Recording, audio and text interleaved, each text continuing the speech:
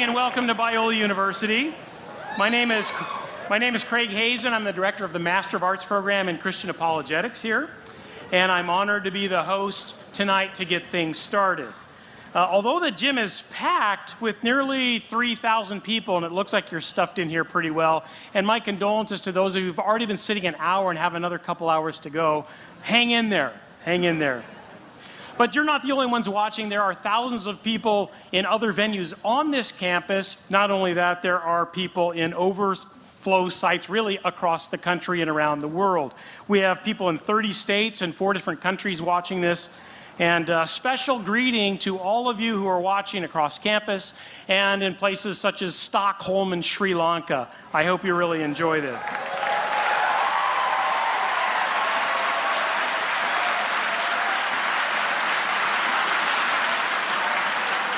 A special greeting to some distinguished guests tonight. William Lane Craig's wife, Jan, is here. Jan, it's good to see you. Betsy Hewitt is here.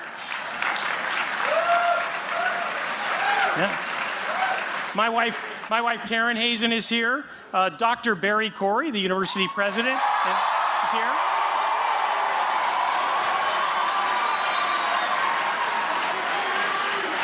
Yeah. We've got distinguished philosophers all over the place. Doug Guyvet, J.P. Morton, I hope, his wife. Good. All right. We're thrilled all of you could come. Well, this event was initiated by the Associated Students of Biola University, and it makes sense that AS President Eric Weaver should give a quick welcome on behalf of the student body. Eric, come on up.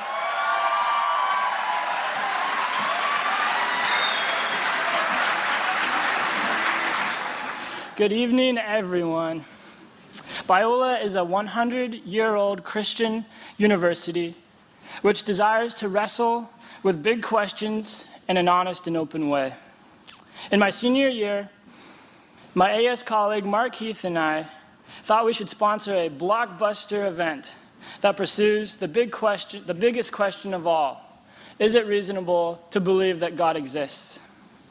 A proposal was presented to the Senate, and the student body heartily agreed. So we invited 2 acclaimed academic leaders in this area, William Lane Craig and Christopher Hitchens.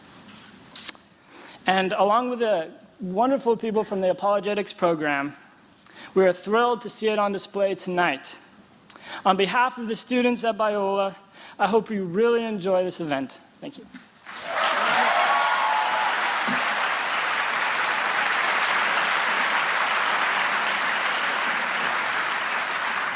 Thank you for representing the students, Eric. You're a senior. How's that job search going in this economy? Is that going well? Yeah. We'll give you some help. Oh no, our career service is on Biola first rank. Thank you. Well, the students got this going, but there is one other important sponsor, and that is the program that I direct, the Master of Arts program in Christian Apologetics. If you like wrestling with the big questions, the existence of God, evidence for the resurrection, the problem of evil, the historical reliability of the Bible, reconciling science and faith, this really is a degree program for you. And if you're watching at a distance and you're thinking, I can't do it because I don't live in Southern California, that's not the case. We have this amazing distance learning program, and it's really open to anybody, and you don't need to relocate to Southern California, although it was a very nice day today. You might want to consider it. Although they've just taxed us into oblivion, so you may want to reconsider that. If you want to find out about these programs, check out biola.edu, biola.edu, and go to the Christian Apologetics page on that site. Well, how is this all going to work tonight? It's pretty straightforward. In fact, your handy-dandy program will tell you what's going on right up at the top inside panel, the program, numbers 1 through 8. It'll guide you through what's taking place every step of the way during the debate. So take a look at that. Toward the end, we will have some time for questions, but as you notice, there's no mic sitting up in the aisles. We are going to throw it open to the students. We have a student section up there. Bravo. Students of all stripes. Now, it's your job tonight to think up some tough questions. And I expect you to actually vet them. That is, you may have learned in school that there's no such thing as a dumb question. That is not true, okay? not to intimidate you, but check it out. Do peer review. If you come up with a question, run it by the person next to you or on either side, and let's see how it goes. So we'll throw it open for some Q&A time, and our thoughtful moderator will make sure it goes well. All right. Well, when we're done tonight, there's one other thing you need to be considering, and that is getting outside of this building to the pavilion right outside here and several places along the walkway to pick up the featured books tonight. One is God is Not Great by Christopher Hitchens, and another one is Reasonable Faith by William Lane Craig. These are the featured books. Pick them up and you can actually have them signed. To have them signed, just walk out this building, look for all the lights, and there's some tables out there, and our distinguished debaters will be out there signing books and answering your toughest questions right there at the table, I'm sure. If you've got a lot of books at home, in fact, you own a book so you don't need another one, perhaps you can buy some DVDs or CDs of some dynamite debates and lectures that Bill Craig has done around the world. These are first-rank materials, and our apologetics program is actually the center point for getting all of these. So if you want to get them tonight, they've got wonderful special deals. Check out the red flyer in your brochure, and that will tell you the scoop. You can even pre-order tonight's debate. If you'd like to get a copy of it, it's something you want to share with a lot of people, you can pre-order it tonight, fill out the form, take it to the table, and they'll move you right through. Well, we're delighted to have Mr. Hitchens here on campus, but we realize that we theists certainly have the home court advantage. I mean, being in a basketball court, that makes a lot of sense. After all, it's a Christian university, and it even says, all glory to God or something above the bleachers there. So clearly this is a home court advantage for the theists. And I imagine that the crowd here is over 2/3 evangelical Christian, although I'm thrilled to see the atheist and agnostic community turn out wearing T-shirts. I love that. Yeah, absolutely, yeah.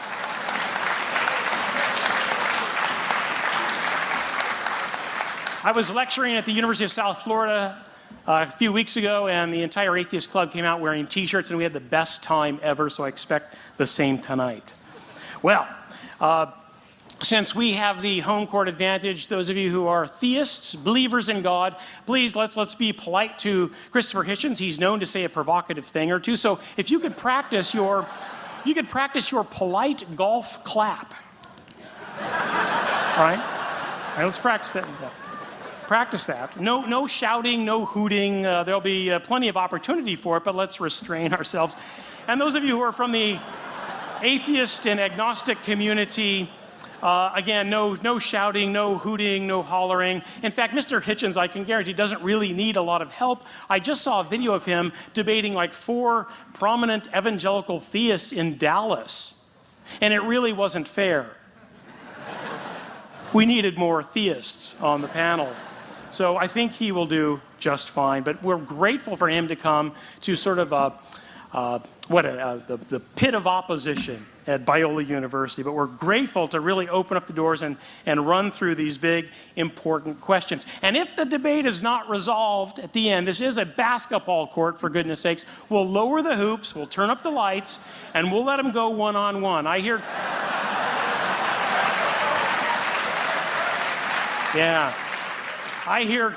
Chris has game, so we'll see how that goes.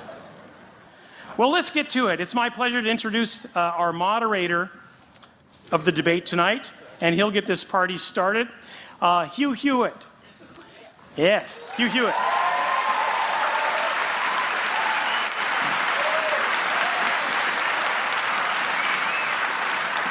Hugh is a law professor and broadcast journalist whose nationally syndicated radio show is heard in more than 120 cities across the United States every weekday by more than 2 million listeners. By the way, locally, this program is heard on KRLA, which is 870 AM. I think it goes from like 3 to 6. Great program. In fact, I think it's one of the most important, smartest, fast-paced news and issues program on the airwaves today.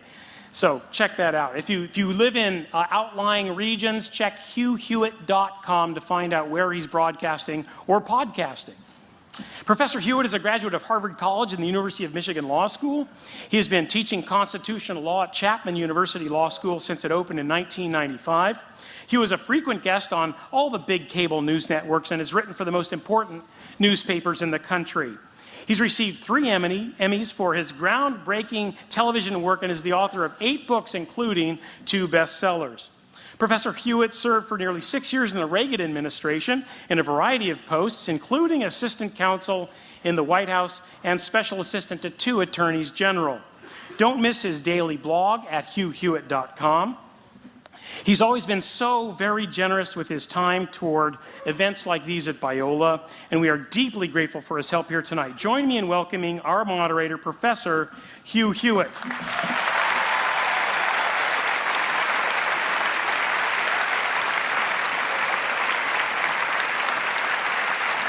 Thank you, ladies and gentlemen. Number 1, please turn off your cell phones. I repeat, please turn off your cell phones. Number 2, gentlemen, to the extent that any of you have jackets that are still on, please, as Ronald Reagan once used to say, feel free to just throw them on the floor. It is a little bit warm in here. Our guests, by virtue of this crowd, it is obvious, need no introduction. I am not going to waste time then on elaborate introductions. I just wish to thank them both for being willing to participate in this most important of conversations. It is the best of times, it is the best of times for those who like to argue about God in the public square, largely because of the rise of new atheists such as Mr. Hitchens, Richard Dawkins, my friend William Lobdell, and others who have once again put to the center of the public stage the question of whether or not God does exist and whether or not Jesus Christ is his son. And it is up to people like William Lane Craig, prolific author, much beloved professor here, to enter into that conversation in a way that is both persuasive and winsome. And so without further ado, allow me to welcome up Vanity Fair columnist, prolific author, my friend, and a champion of freedom, Christopher Hitchens.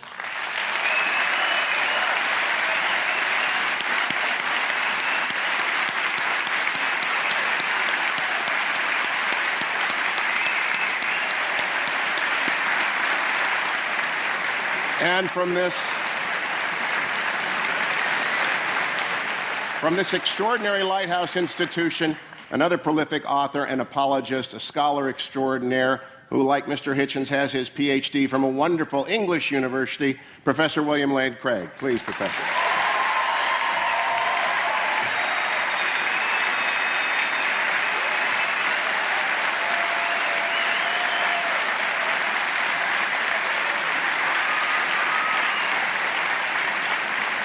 This is a very structured debate according to classical lines until the questions at the end. We begin with an opening argument, 20 minutes, to Professor Craig. Professor? Ooh.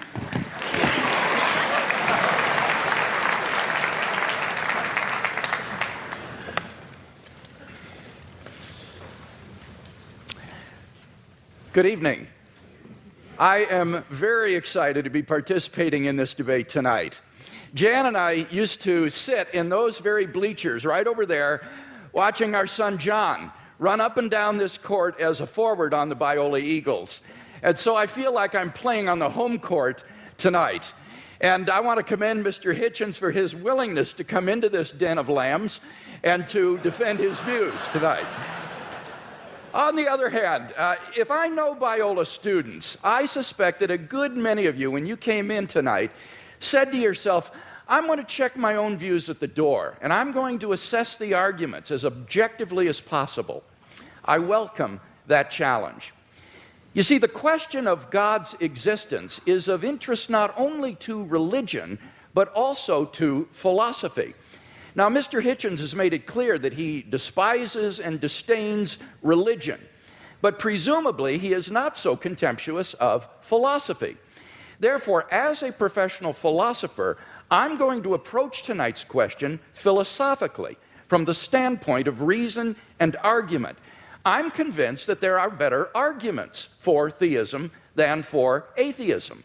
So, in tonight's debate, I'm going to defend 2 basic contentions. First, that there's no good argument that atheism is true. And secondly, that there are good arguments that theism is true. Now, notice carefully the circumscribed limits of those contentions. We're not here tonight to debate the social impact of religion, or Old Testament ethics, or biblical inerrancy. All interesting and important topics, no doubt, but not the subject of tonight's debate, which is the existence of God. Consider then my first contention, that there's no good argument that atheism is true. Atheists have tried for centuries to disprove the existence of God, but no one's ever been able to come up with a successful argument. So, rather than attack straw men at this point, I'll just wait to hear Mr. Hitchens present his arguments against God's existence, and then I'll respond to them in my next speech. In the meantime, let's turn to my second main contention, that there are good arguments that theism is true. On your program insert, I outline some of those arguments. Number one, the cosmological argument. The question of why anything at all exists is the most profound question of philosophy.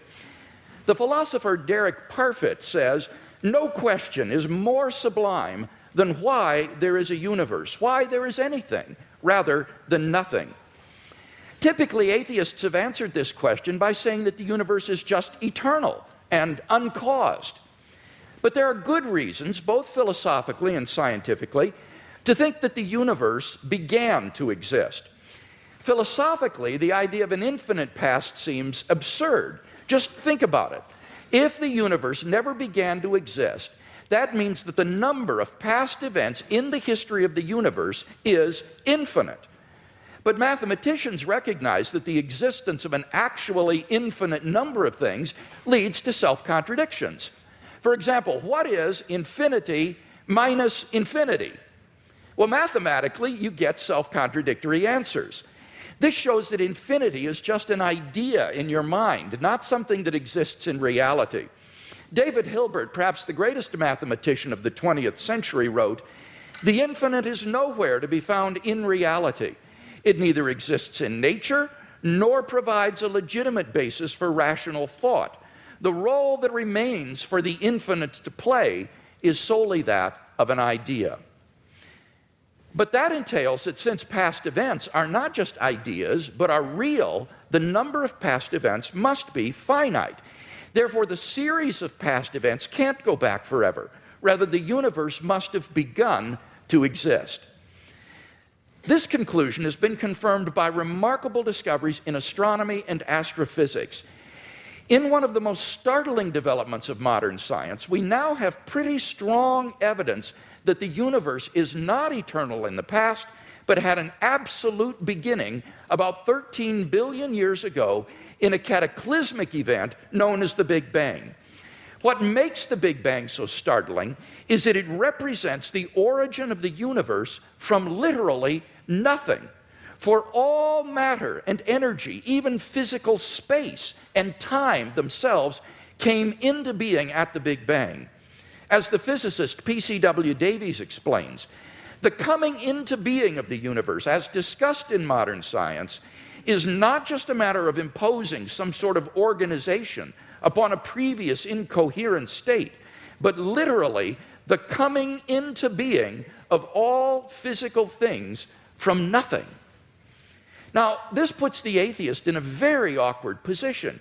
As Anthony Kinney of Oxford University urges, a proponent of the Big Bang theory, at least if he is an atheist, must believe that the universe came from nothing and by nothing.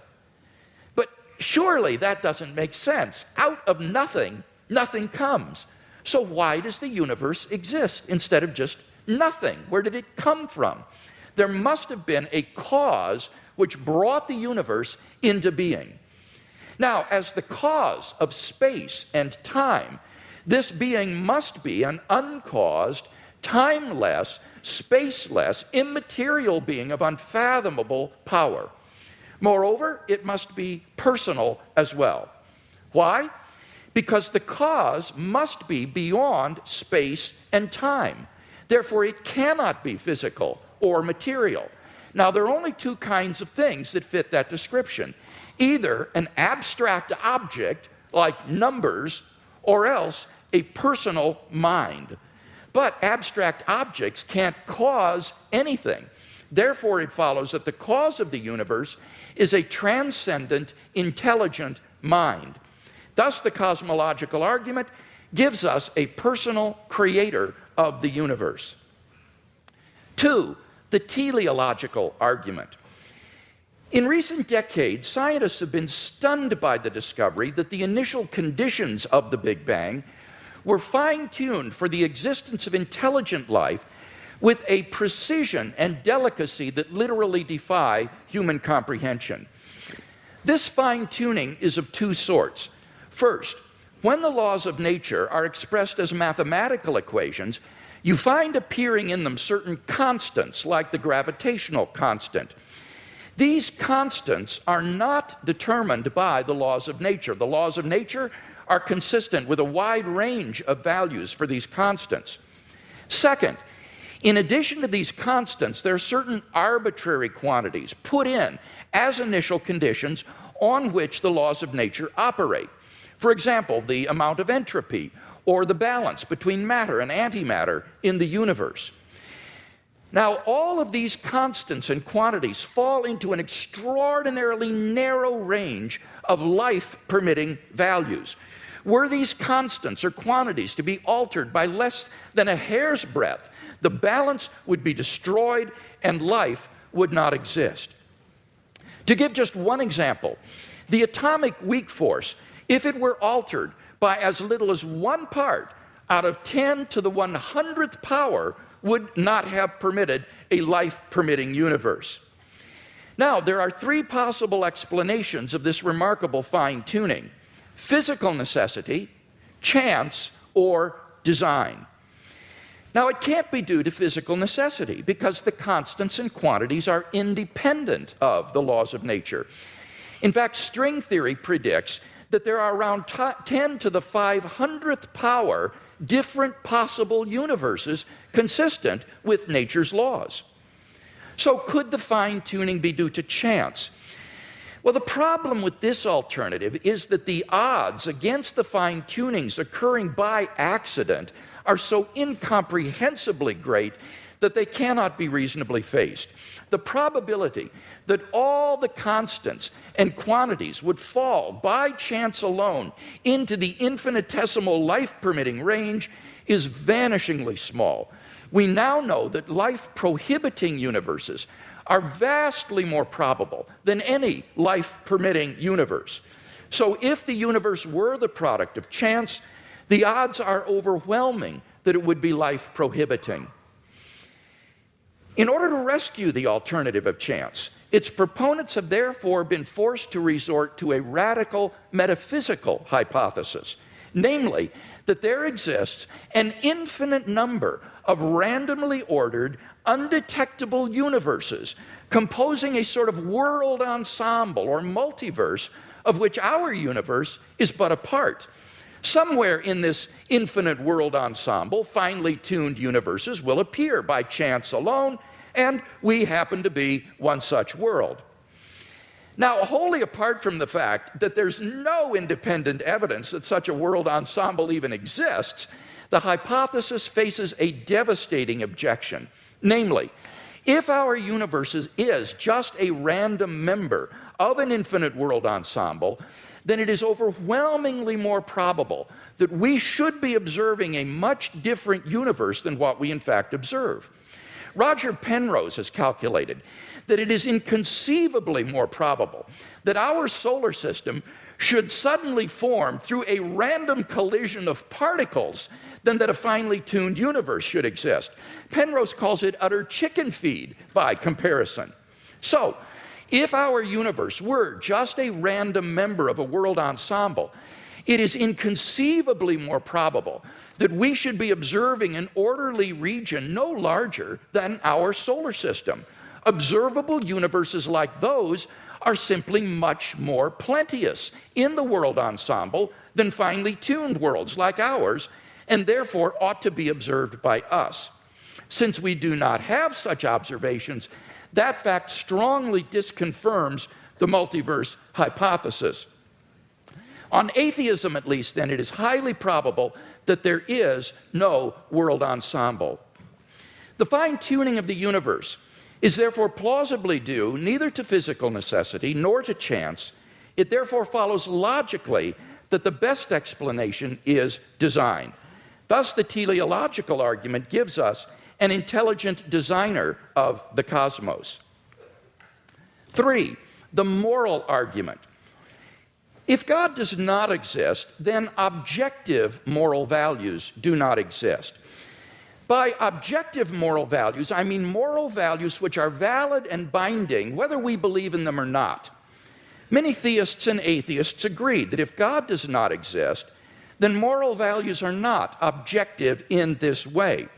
Michael Ruse, a noted philosopher of science, explains, the position of the modern evolutionist is that morality is a biological adaptation, no less than our hands and feet and teeth. Considered as a rationally justifiable set of claims about an objective something, ethics is illusory. I appreciate that when somebody says, love thy neighbor as thyself, they think they are referring above and beyond themselves. Nevertheless, such reference is truly without foundation. Morality is just an aid to survival and reproduction, and any deeper meaning is illusory. Like Professor Ruse, I just don't see any reason to think that in the absence of God, the morality which has emerged among these imperfectly evolved primates we call Homo sapiens is objective. And here Mr. Hitchens seems to agree with me. He says moral values are just innate predispositions ingrained into us by evolution. Such predispositions, he says, are inevitable for any animal endowed with social instincts. On the atheistic view, then, an action like rape is not socially advantageous, and so in the course of human development has become taboo. But that does absolutely nothing to prove that rape is really morally wrong. On the atheistic view, there's nothing really wrong with raping someone. But the problem is that objective values do exist, and deep down we all know it. In moral experience, we apprehend a realm of objective moral goods and evils. Actions like rape, cruelty, and child abuse aren't just socially unacceptable behavior, they're moral abominations. Some things, at least, are really wrong. Similarly, love, equality, and self-sacrifice are really good. But then it follows logically and necessarily that God exists. Number 4, the resurrection of Jesus. The historical person, Jesus of Nazareth, was a remarkable individual. Historians have reached something of a consensus that the historical Jesus came on the scene with an unprecedented sense of divine authority, the authority to stand and speak in God's place. He claimed that in himself the kingdom of God had come. And as visible demonstrations of this fact, he carried out a ministry of miracle working and exorcisms. But the supreme confirmation of his claim was his resurrection from the dead. If Jesus did rise from the dead, then it would seem that we have a divine miracle on our hands and thus evidence for the existence of God. Now, most people probably think that the resurrection of Jesus is something you just believe in by faith or not. But there are actually 3 established facts recognized by the majority of New Testament historians today, which I believe are best explained by the resurrection of Jesus. Fact number 1, on the Sunday after his crucifixion, Jesus' tomb was discovered empty by a group of his women followers. According to Jakob Kramer, an Austrian specialist, by far most scholars hold firmly to the reliability of the biblical statements about the empty tomb.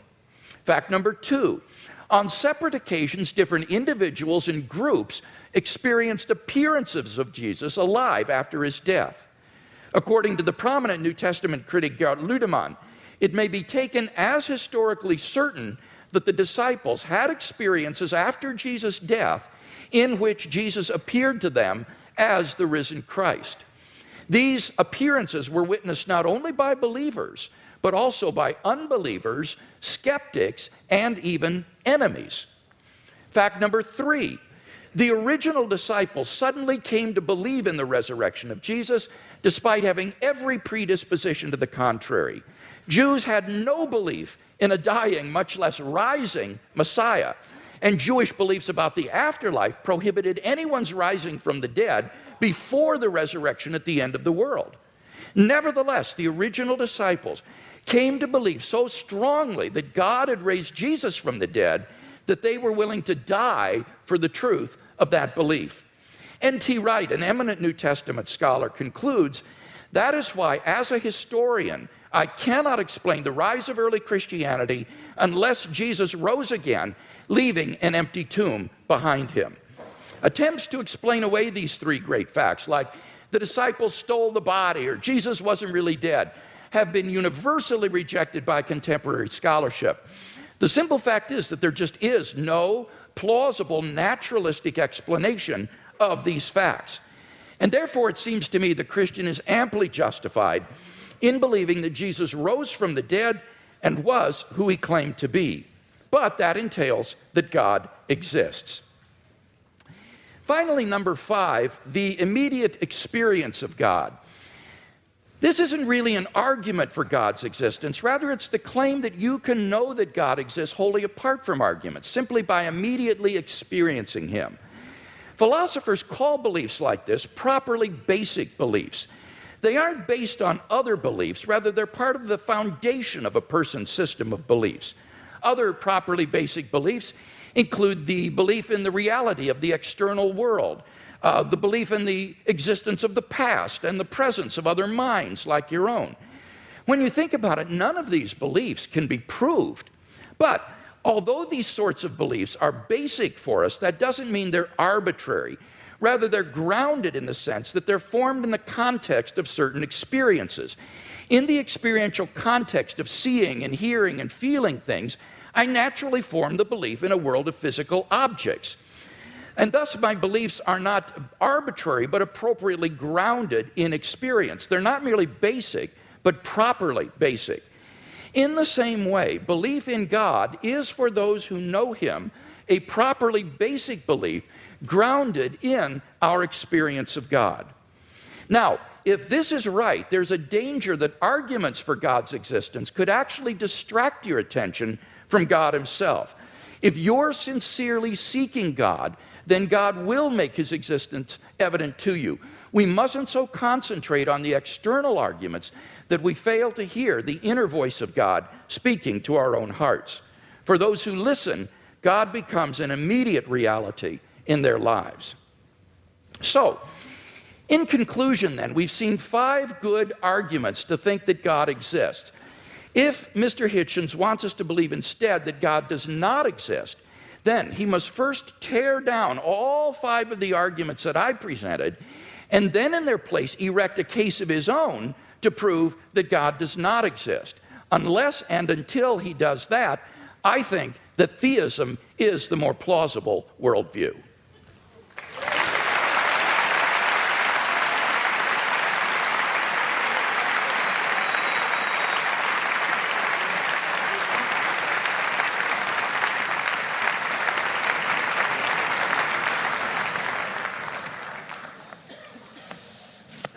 Well, am I audible?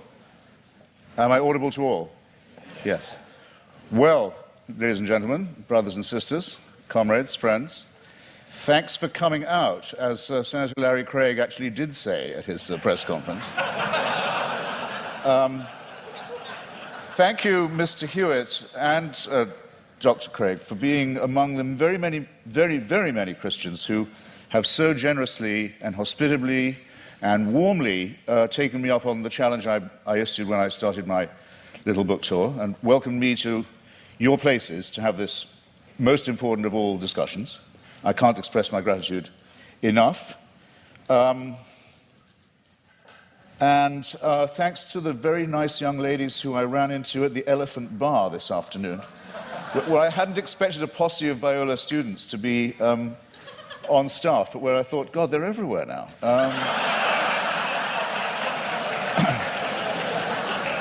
Now, what I have discovered in voyaging around this country and others in this debate, and just debating with Hindus, with Muslims, with the Jews, with Christians of all stripes, is that the arguments are all essentially the same for belief in the supernatural, for belief in faith, for belief in God, but that there are very interesting and noteworthy discrepancies between them.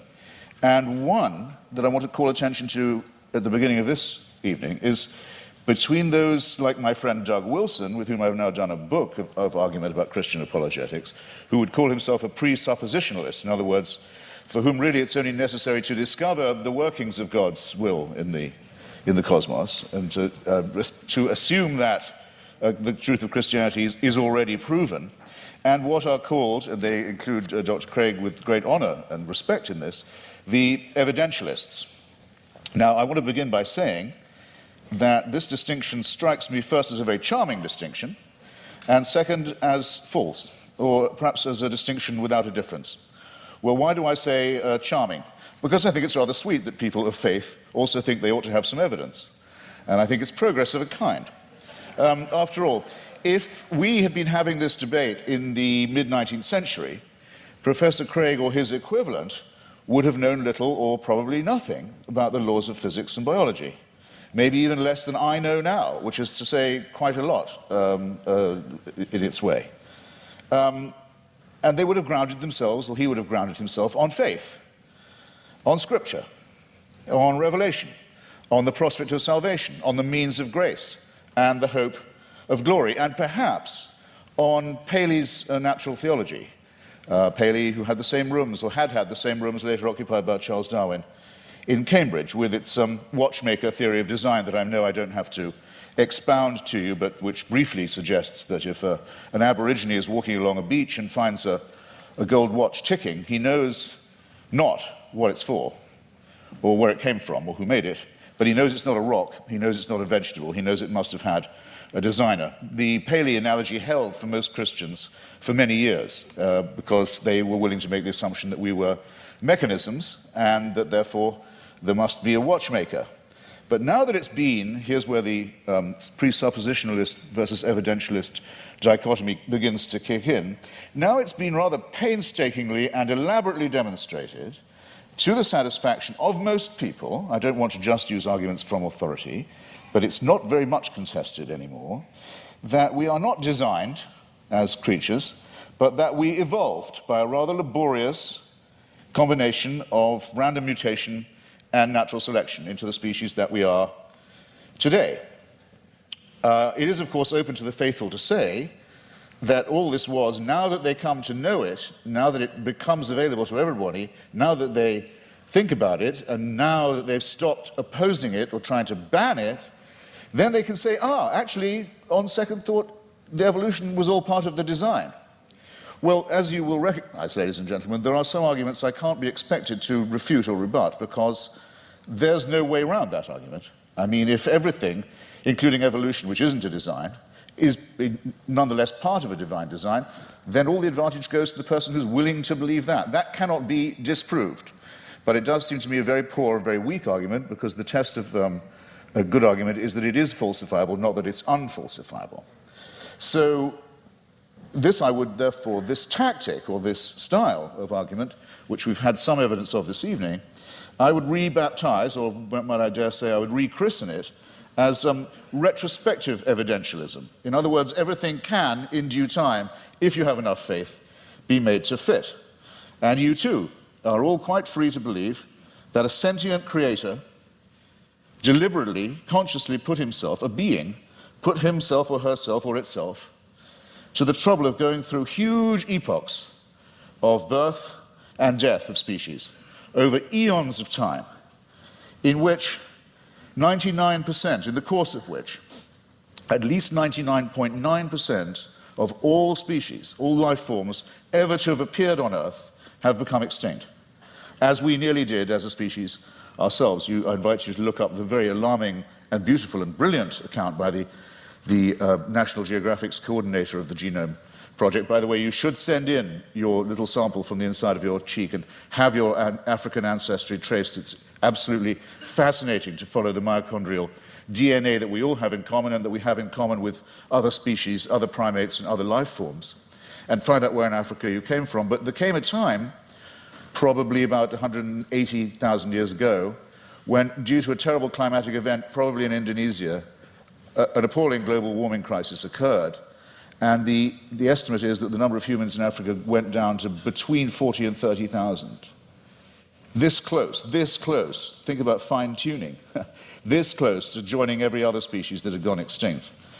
And that's our Exodus story, is that somehow we don't know how, because it's not written in any scripture, it's not told in any book, it's not part of any superstitious narrative, but somehow the escape from Africa to cooler latitudes was made. But that's how close it was. You have to be able to imagine that all this mass extinction and death and randomness is the will of a being. You are absolutely free to believe that if you wish. And all of this should happen so that one very imperfect race of evolved primates should have the opportunity to become Christians or to turn up at this gym tonight. That all of that was done with us in view. It's a curious kind of solipsism. It's a curious kind of self-centeredness. I was always brought up to believe that Christians were modest and humble and comported themselves with due humility. And there's a certain arrogance to this assumption that all of this extraordinary development was all about us. And we were the intended and designed result, and everything else was in the discard. The tremendous wastefulness of it, the tremendous cruelty of it, the tremendous caprice of it, the tremendous tinkering and incompetence of it, never mind, at least we're here, and we can be people of faith.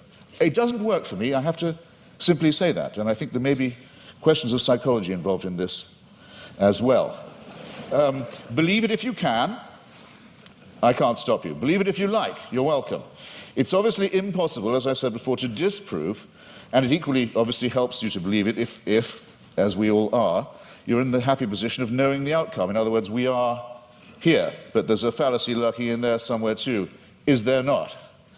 Now, it's often said, it was said tonight, and Dr. Craig said it in print, that atheists think they can prove the non-existence of God. This, in fact, very slightly but crucially misrepresents what we've always said. And there's nothing new about the new atheists, it's just we're recent. There's nothing particularly new. Dr. Victor Stenger, a great scientist, has written a book called The Failed Hypothesis, which he says he thinks that science can now license the claim that there definitely is no God, but he's unique in that and I think very bold and courageous. Here's what we argue. We argue quite simply that there's no plausible or convincing reason, certainly no evidential one, to believe that there is such an entity and that all observable phenomena, including the cosmological one to which I'm coming, are explicable without the hypothesis. You don't need the assumption. And this objection itself, our school falls into at least two, perhaps three sections. There's no such thing, no such word, though there should be, as adeism or as being an adeist, but if there was one, I would say that's what I was. I don't believe that we are here as the result of a design, or that by making the appropriate propitiations and adopting the appropriate postures and following the appropriate rituals, we can overcome death. I don't believe that, and for a priori reasons, don't. If there was such a force, which I cannot prove by definition that there was not, if there was an entity that was responsible for the beginning of the cosmos, and that also happened to be busily engineering the very laborious production of life on our little planet, it still wouldn't prove that this entity cared about us, answered prayers, cared what church we went to, or whether we went to one at all, cared who we had sex with, or in what position, or by what means, cared what we ate, or on what day, cared whether we lived or died. There's no reason at all why this entity isn't completely indifferent to us. That you cannot get from deism to theism except by a series of extraordinarily generous to yourself assumptions. The deist has all his work still ahead of him to show that it leads to revelation, to redemption, to salvation, or to suspensions of the natural order, in which hitherto you've been putting all your faith, all your evidence is on scientific and natural evidence, or why not, for a change of pace and a change of taste, say yes, but sometimes this same natural order, which is so miraculous in observation, no question about it, is so impressive in its favoring the conditions for life in some ways, but it's randomly suspended when miracles are required. So with caprice and contempt, these laws turn out not to be so important after all, as long as the truth of religion can be proved by their being rendered inoperative. This is having it both ways in the most promiscuous and exorbitant manner in my submission. Bear in mind also that these are not precisely the differences between Dr. Craig and myself, I mean, morally or intellectually equivalent claims. After all, Dr. Craig, to win this argument, has to believe and prove to a certainty. He's not just saying there might be a God, because he has to say there must be one, otherwise we couldn't be here and there couldn't be morality. It's not a contingency for him. I have to say that I appear as a skeptic who believes that doubt is the great engine, the great fuel of all inquiry, all discovery, and all innovation, and that I doubt these things. The disadvantage, it seems to me, in the argument goes to the person who says, no, I know it must be true, it is true. We're too early in the study of physics and biology, it seems to me, to be dealing in certainties of that kind, especially when the stakes are so high. It seems to me, to put it in a condensed form, extraordinary claims, such as the existence of a divine power with a son who cares enough to come and redeem us, extraordinary claims require truly extraordinary evidence. I don't think any of the evidence we heard from Dr. Craig, brilliantly marshaled as it was extraordinary enough to justify the extreme claims that are being made and backed by it. Hypocrisy, said La Rochefoucauld, is the compliment that vice pays to virtue. Retrospective evidentialism strikes me in something of the same sort of light. It's a concession made to the need for fact. Maybe we better have some evidence to go along with our faith. But look at what Dr. Craig says in his book. He says, I'll quote directly, he says, should a conflict arise between the witness of the Holy Spirit to the fundamental truth of the Christian faith and beliefs based on argument and evidence, then it is the former which must take precedence over the latter. He adds not vice versa, but a good editor, I think, would have told you, you don't have to put the vice versa in. It's clear enough as it is. I'll say it again. Should a conflict arise between the witness of the Holy Spirit to the fundamental truth of the Christian faith and beliefs based on argument and evidence, then it's the former which must take precedence over the latter. That's not evidentialism. That's just faith. It's a priori belief. It's rephrased in another edition. It says, therefore, the role of rational argumentation in knowing Christianity to be true is the role of a servant. A person knows Christianity is true because the Holy Spirit tells him it is true. And while argument and evidence can be used to support this conclusion, they cannot legitimately overrule it. Now, then he goes on to say, the Bible says all men are without excuse. Even those who are given no reason to believe, and many persuasive reasons to disbelieve, have no excuse, because the ultimate reason they do not believe is that they have deliberately rejected God's Holy Spirit. That would have to be me. But you see where this lands you, ladies and gentlemen, with the Christian apologetic. You're told you're a miserable sinner who is without excuse. You've disappointed your God who made you, and you've been so ungrateful as to rebel. You're contemptible, you're worm-like, but you can take heart. The whole universe was designed with just you in mind. These two claims are not just mutually exclusive, but I think they're intended to compensate each other's cruelty and ultimately absurdity. In other words, evidence is an occasional convenience. Seek and ye shall find. I remember being told that in church many a time as a young lad. Seek and ye shall find. I thought it was a sinister injunction, because it's all too likely to be true. We are pattern-seeking mammals and primates. If we can't get good evidence, we'll go for junk evidence. If we can't get a real theory, we'll go with a conspiracy theory. You see it all the time. Religion's great strength is that it was the first of our attempts to explain reality, to make those patterns take some kind of form. It deserves credit. It was our first attempt at astronomy, our first attempt at cosmology, in some ways our first attempt at medicine, our first attempt at literature, our first attempt at philosophy. Good. While there was nothing else, it had many functional uses of that kind. Never mind that they didn't know that germs cause disease. Maybe evil spirits cause disease. Maybe disease is a punishment. Never mind that they believed in astrology rather than astronomy. Even Thomas Aquinas believed in astrology. Never mind that they believed in devils. Never mind that things like volcanic eruptions, earthquakes, tidal waves were thought of as punishments, not as natural occurrences on the cooling crust of a planet. The pattern seeking has gone too far. And it's gone, I think, much too far with what was until recently thought of as Christianity's greatest failure, greatest of all failures, cosmology, the one thing Christianity knew nothing about. and taught the most abject nonsense about. For most of its lifetime, Christianity taught that the earth itself was the center of the universe, and we had been given exclusive dominion as a species over it. It could not have been more wrong. How are we going to square the new cosmology, the fantastic new discoveries in physics with the old dogmas? Well, one is the idea of this fine-tuning, about which I've only left myself 3.5 minutes. I'll have to refer some of this to later in the discussion. This is essentially another form of pattern seeking on the basis of extremely limited evidence.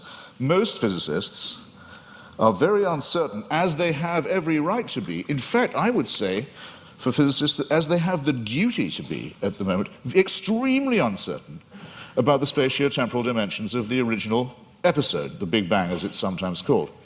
We're in the very, very early stages of this inquiry. We hardly know what we don't know about the origins of the universe. We're viewing it from an unimaginable distance, not just an unimaginable distance in space. We're perched on a tiny rock in an extremely small suburb of a fairly minor galaxy, trying to look to discern our origins, but also at an unbelievable distance in time. And we claim the right to say, we can see the finger of God in this process. It's an extraordinarily arrogant assumption. It either deserves a Nobel Prize in physics, which it hasn't yet got, I notice. I don't know any physicist who believes these assumptions are necessary, or it deserves a charge of hubris. Let me make 3 tiny, quick objections to it as it stands, and I'm no more a physicist than most of you are. I'll make these lay objections. 1, was there pre-existing material for this extra spatio-temporal being to work with? Or did he just will it into existence, the ex nihilo? Who designed the designer? Don't you run the risk with the presumption of a God and a designer and an originator of asking, well, where does that come from? Where does that come from? And locking yourself into an infinite regress. Why are there so many shooting stars, collapsed suns, failed galaxies? We can see with the aid of a telescope. Sometimes we can see with the naked eye.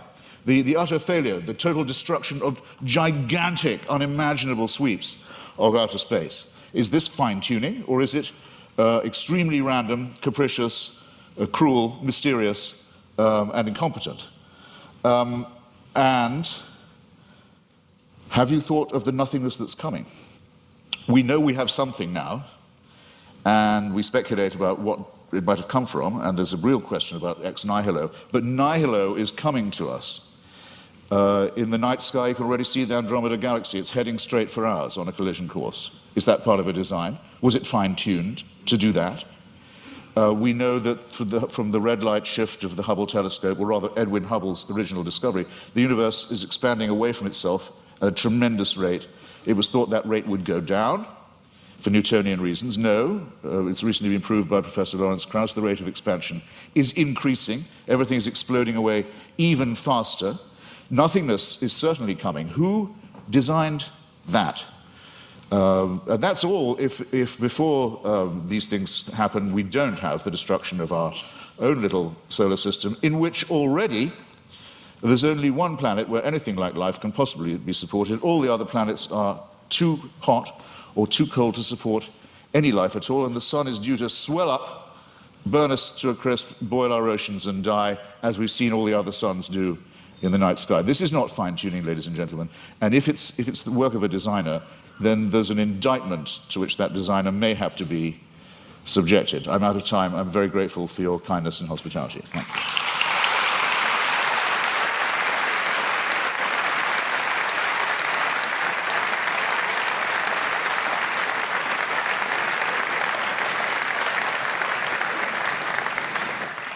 Dr. Craig, a 12-minute rebuttal.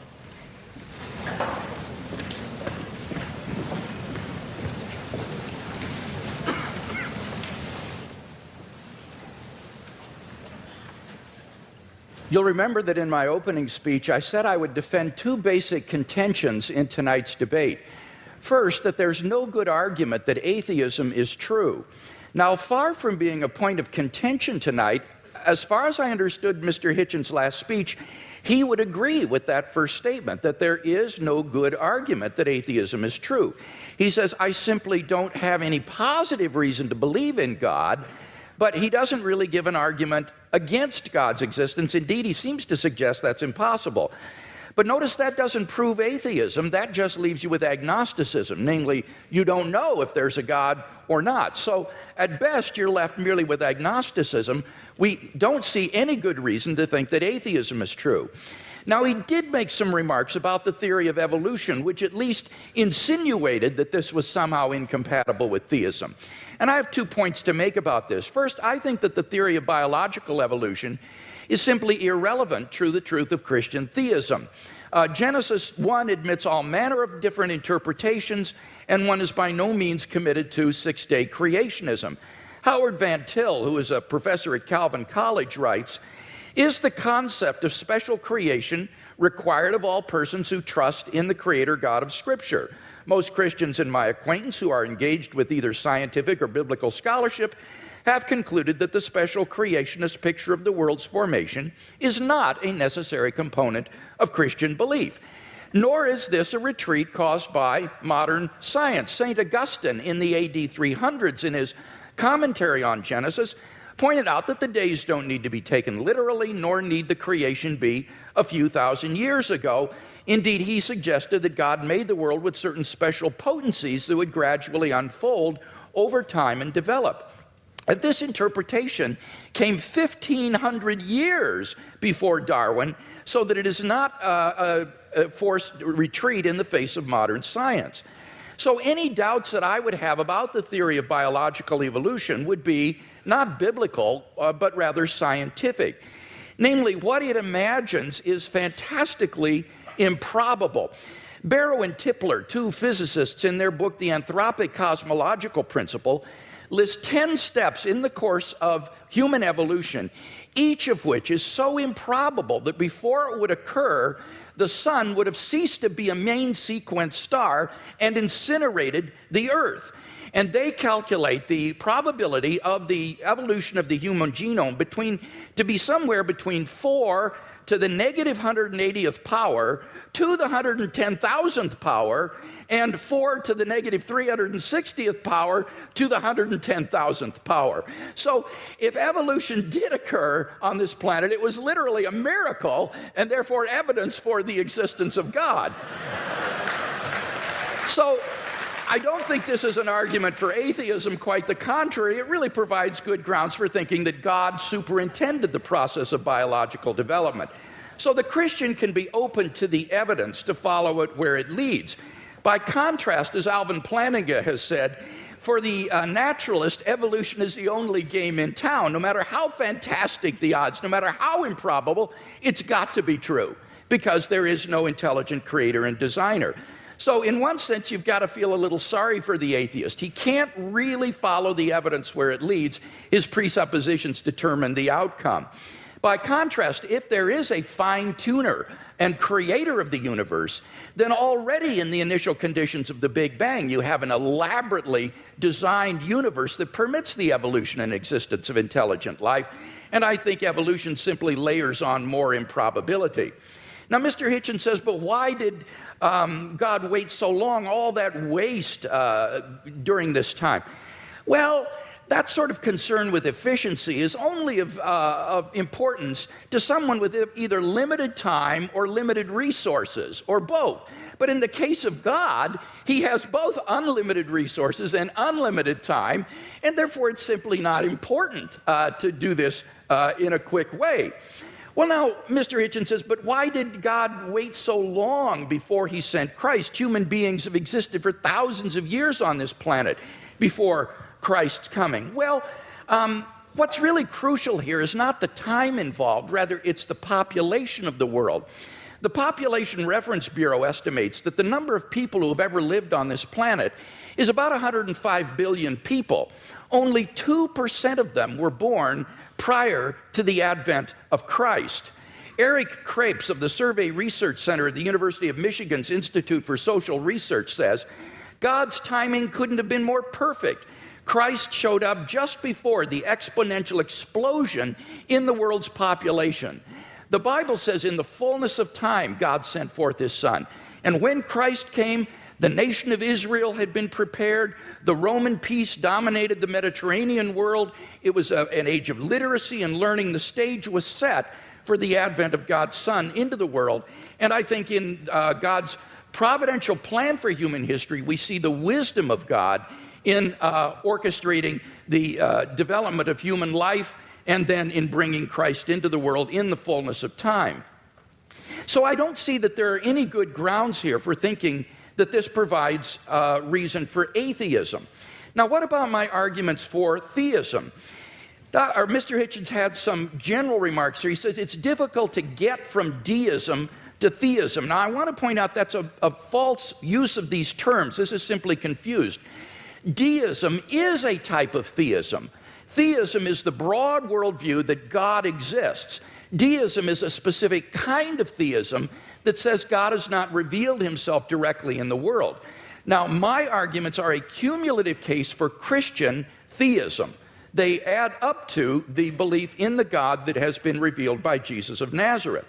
Now, Mr. Hitchens says, but you must prove this with certainty. Not at all. I am not claiming these arguments demonstrate Christian theism with certainty.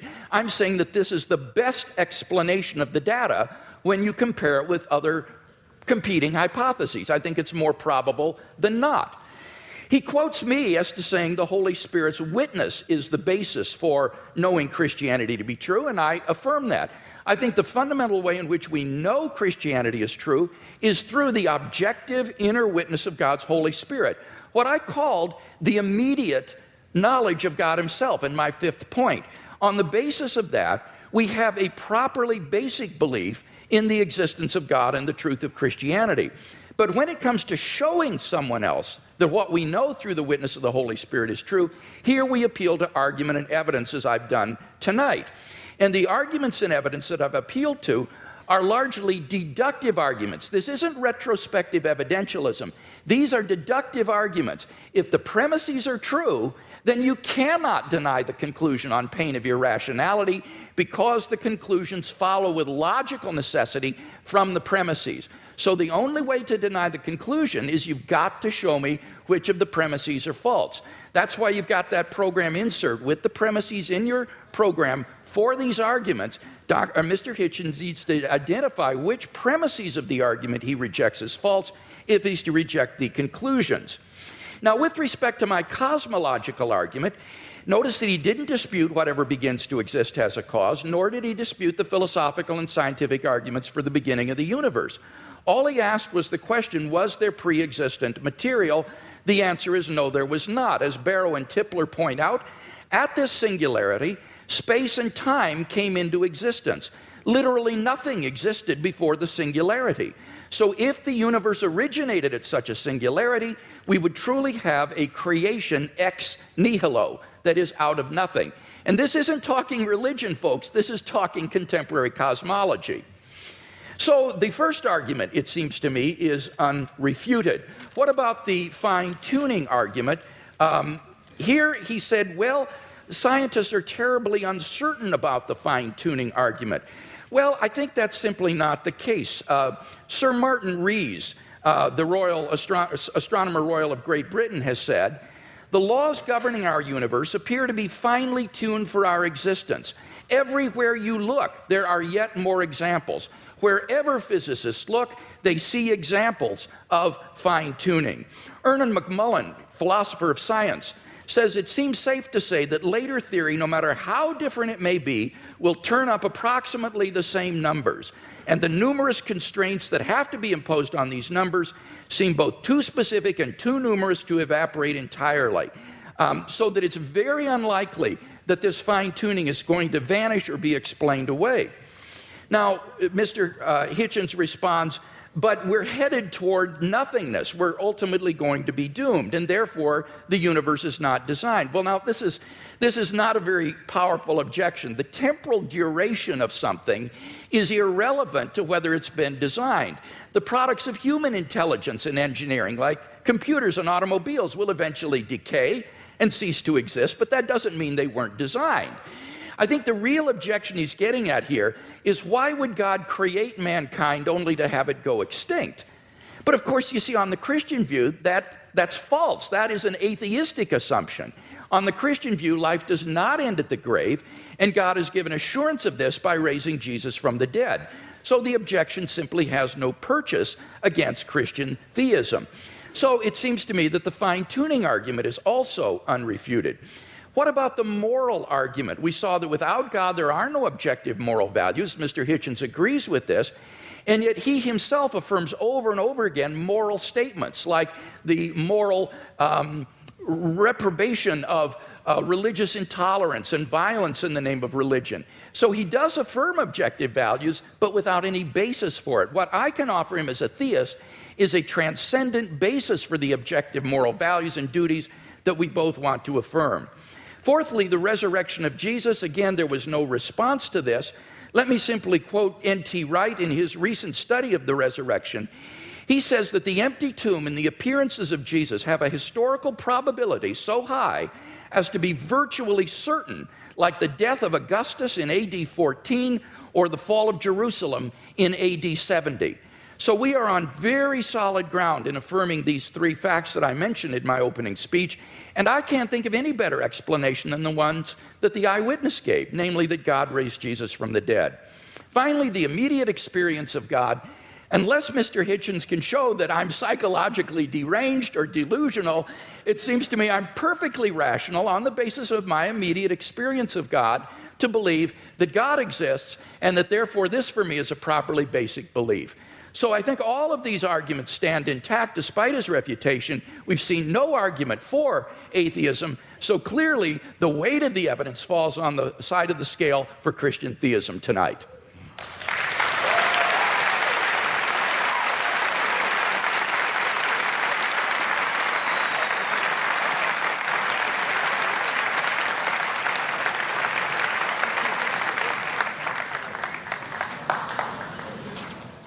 There is a terminological problem here, which may conceal more than just terminological difficulty.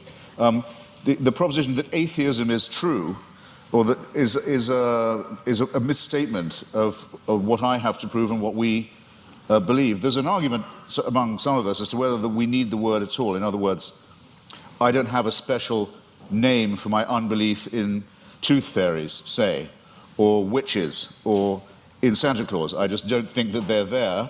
I don't have to prove a tooth fairyism. I don't have to prove a Santa Clausism. I don't have to prove a witchism. It's just, I have to say, I think that those who do believe these things have never been able to make a plausible or intelligible case for doing so.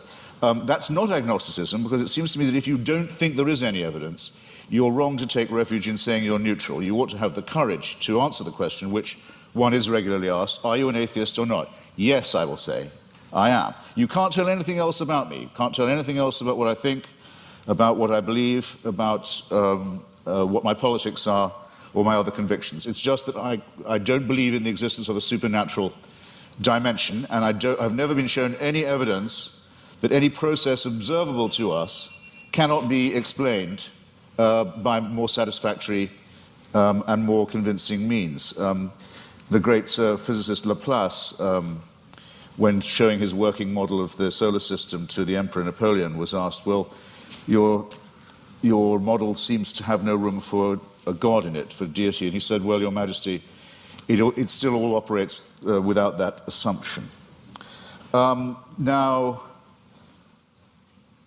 here's what you would have to believe if you thought that this was all designed. Dr. Craig gave a slight parody of what I think about this. It could be true, but you'd have to imagine, let's say the human species has been, Homo sapiens has been with us, some people say as long as 250,000 years, some say 200, some say 100,000. Francis Collins and Richard Dawkins oscillate about this. It's not a very big argument. I'll just take 100,000, if you like. You have to imagine that human beings are born. Well, actually, most of them, a good number of them aren't born. They die in childbirth or don't long outlive it. They're born into a terrifying world of the unknown. Everything is a mystery to them, everything from disease to volcanic eruptions. everything is, their life expectancy for the first, I don't know, many, many tens of thousands of years would be lucky to be in the 20s, probably dying agonizingly over their teeth, poorly evolved as the teeth are, and from other inheritances from being primates, such as the appendix that we don't need, such as the fact that our genitalia appear to have been designed by a committee, other shortcomings of the species, exaggerated by scarcity, by war, by famine, by competition, and so on. And for 98,000 years or so, heaven watches this with complete indifference. And then, we know where your children go to school, by the way. Heaven watches this with total indifference, and then, with 2,000 years to go on the clock, thinks, actually, it's time we intervened. We can't go on like this. Why don't we have someone tortured to death in Bronze Age Palestine? That should teach them. That should give them the chance of redemption. You're free to believe that, but I think the designer who thought of doing it that way was a very cruel, capricious, random, bungling, and incompetent one. The news of this, Dr. Craig talks as if, okay, but since then there have been more people born, so it might have been a good time in terms of population growth. Well, there are a huge number of people in the world who still haven't even heard of this idea. The news hasn't penetrated to them. Or where it has, it's been brought to them by people who Dr. Craig doesn't think of as Christians, such as Mormons, for example. And it's taught to them in many discrepant and competitive and indeed incompatible and violently irreconcilable ways. And there's been a lot of argument in the church and the churches all this time about, well, okay, what is the answer to that? What about all the people who never could have heard the good news, or who never will hear it, or still haven't been reached by it, and who've died not knowing about it? What happens to them? How can they be saved? Well, the argument is that it's all somehow made retrospective. And with so many of these arguments, I just comment on these, well, how convenient. Because if you're willing to make assumptions of this kind, then really evidence is only ancillary to what you are advancing. Now, I didn't have the chance. Oh, and just on Mr. Wright, sorry, I scrawled a note to myself. In your first round, Doctor, you said that N.T. Wright, who's an impressive person, says that no explanation of the success of Christianity is possible that doesn't rest on the terms of its being true. In other words, Wright says it was so successful, it must have been, and the people were so strongly motivated to believe it that it must have been true. I regard that as a very, very unsafe assumption. Or if it is a safe one, then it must surely apply to Islam and to Mormonism. I mean, these are two very, very, very fast-growing religions, have people prepared to sacrifice enormously for it, have ancestors who were absolutely determined of the truth of it at the time, and who made extraordinary conquests in its name. If you're going to grant this for one religion, it seems to me you have to be willing, not just willing, you may indeed be compelled to make this concession for all of them. And that, I think, would be not just an unsafe assumption, but for most of you here, a distinctly unwelcome one. Now, I didn't get the chance, because I out-talked myself, and I'm sorry for it, to get to the moral dimension. And I'm interested that the word objective morality is the one that Dr. Craig chooses. Usually arguments about morality are whether morality is, so to say, absolute, or whether it's relative. As to objectivity, I think it's a very good compromise word, by the way, and I'm very happy to accept it. But the problem with morality is this, in respect of religion. You can't prove that anyone behaves any better if they refer this problem upward to a supreme dictator of a celestial kind. There are two questions that I've asked in public, and I'll try them again, because I try them on every audience. They're very simple ones. First, you have to name for me, or challenges, let's say, rather than questions. You have to name for me an ethical action or an ethical statement, or moral action, moral statement made or undertaken by a believer that I couldn't undertake or say, I couldn't state or do. I haven't yet had an example pointed out of that to me. In other words, that a person of faith would have an advantage by being able to call upon divine sanction. Whereas if I ask you to think of a wicked act undertaken by someone in the name of God or because of their faith, you wouldn't have, or a wicked statement made, you wouldn't have that much difficulty, I think, in coming up with an example right away. The genital mutilation community, for example, is almost exclusively religious. The suicide bombing community is almost exclusively religious. There are injunctions for genocide in the Old Testament. There are injunctions and warrants for slavery and racism in the Old Testament too. There's simply no way of deriving morality and ethics from the supernatural. When we come to the question of the absolute, well, the most often cited one is the Golden Rule, the one that almost everyone feels they have in common. The injunction not to do to others as you wouldn't want them to do to you. This doesn't, in fact, come from the Sermon on the Mount or from Christianity, or it doesn't originate with it. It's certainly adumbrated by Rabbi Hillel, a Babylonian rabbi, and it's to be found in the Analects of Confucius too. But it has, since we're talking about objective, relative, and absolute, a crucial weakness in it, unfortunately. We'd like to be able to follow it, but it's only really as good as the person who's uttering it. In other words, if I say, I won't treat you as I don't want you to treat me, what am I to do when confronted with Charles Manson? I want him treated in a way that I wouldn't want to be treated myself. Anything else would surely be completely relativistic. So the argument isn't at all advanced by saying that I couldn't know any of this. I couldn't have any moral promptings. I couldn't decide for myself if I see a pregnant woman being kicked in the stomach, that because she's pregnant, that's obviously worse than if it was just a woman who wasn't pregnant being kicked in the stomach. This is part of my patrimony as a human being. It's part of the essential emotional solidarity that I need to have with my fellow creatures to make us realize that we are brothers and sisters, one with another. We are dependent upon each other. We have duties. We have expectations of one another. And that if we didn't have these and try and fulfill them, we couldn't have got as far as we have. We couldn't have evolved as a species. We couldn't have ever had a society. There's never been a society found where rape and murder and perjury are not condemned. And these moral discoveries long, or absolutes if you want to call them that, long predate the arrival of anything recognizable as monotheism. It's a bit like the argument of free will. People say, well, how do you have free will? Do you think you do have it? Well, it's a very, very difficult subject indeed. Some religions say you don't, in effect, have it. That all is determined by heaven. You're really only a plaything in a larger game. I take that to be some of the point of Calvinism. There are some schools of Islam also that say it is only as Allah wills. There's no will of yours really involved, as long as you're willing to make the prostration and the obedience. So the connection between religion and free will isn't as simple, as easy as some people like to think it is. But I would say, yes, I think we have free will. When asked why I think so, I would have to take refuge in philosophical irony and say, because I don't think we have any choice but to have free will.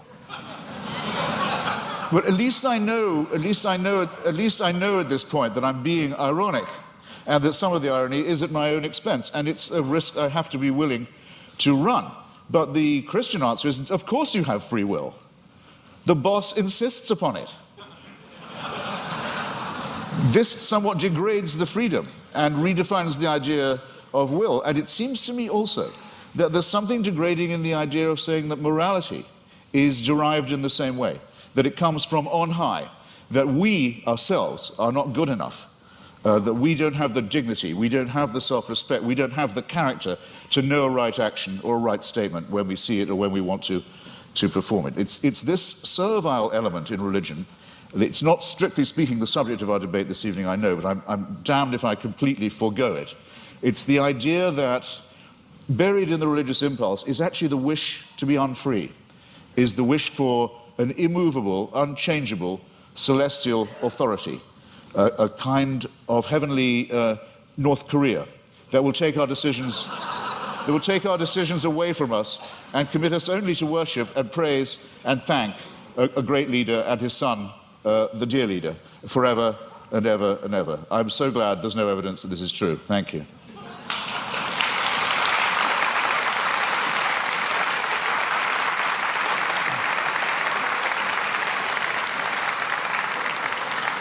We now enter the period of cross-examination, which trial-like allows the questioner to pose and the answer only to answer and not to repeat the question or to dodge.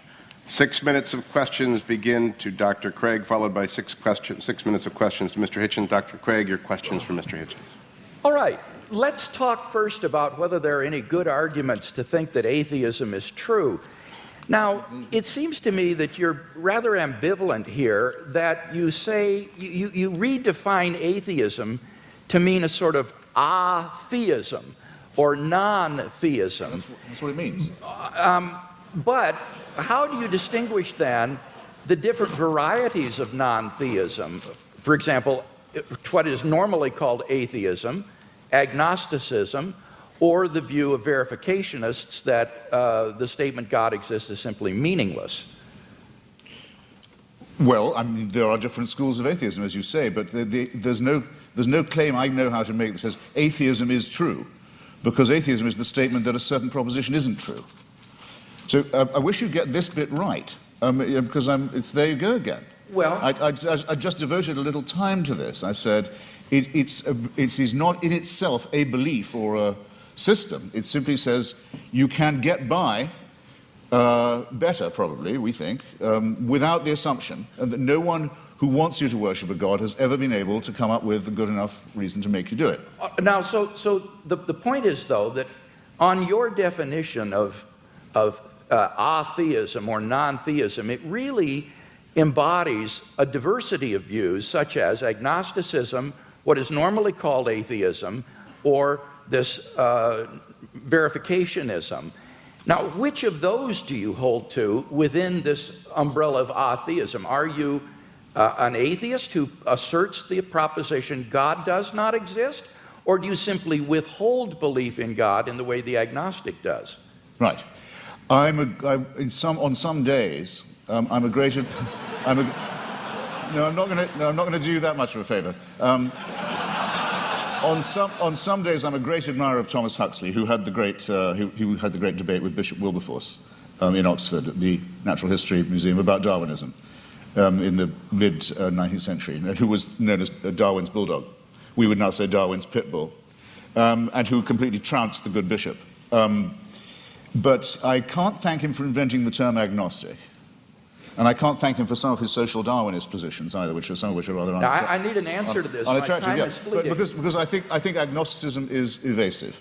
To me, yes, if you talk about the power of the Holy Spirit and so forth, to me, that is meaningless. It's to me, I'm sorry, I've tried. It's white noise. It's like saying there is only one God and Allah is his messenger. It's gibberish to me. There are many of us, I'm sorry, there are just many of us of whom this is the case. It may be true, it is true. Okay, Mr. Hitchens, I got to press you here again because time is fleeting. Feel free. What is your view exactly? Press away.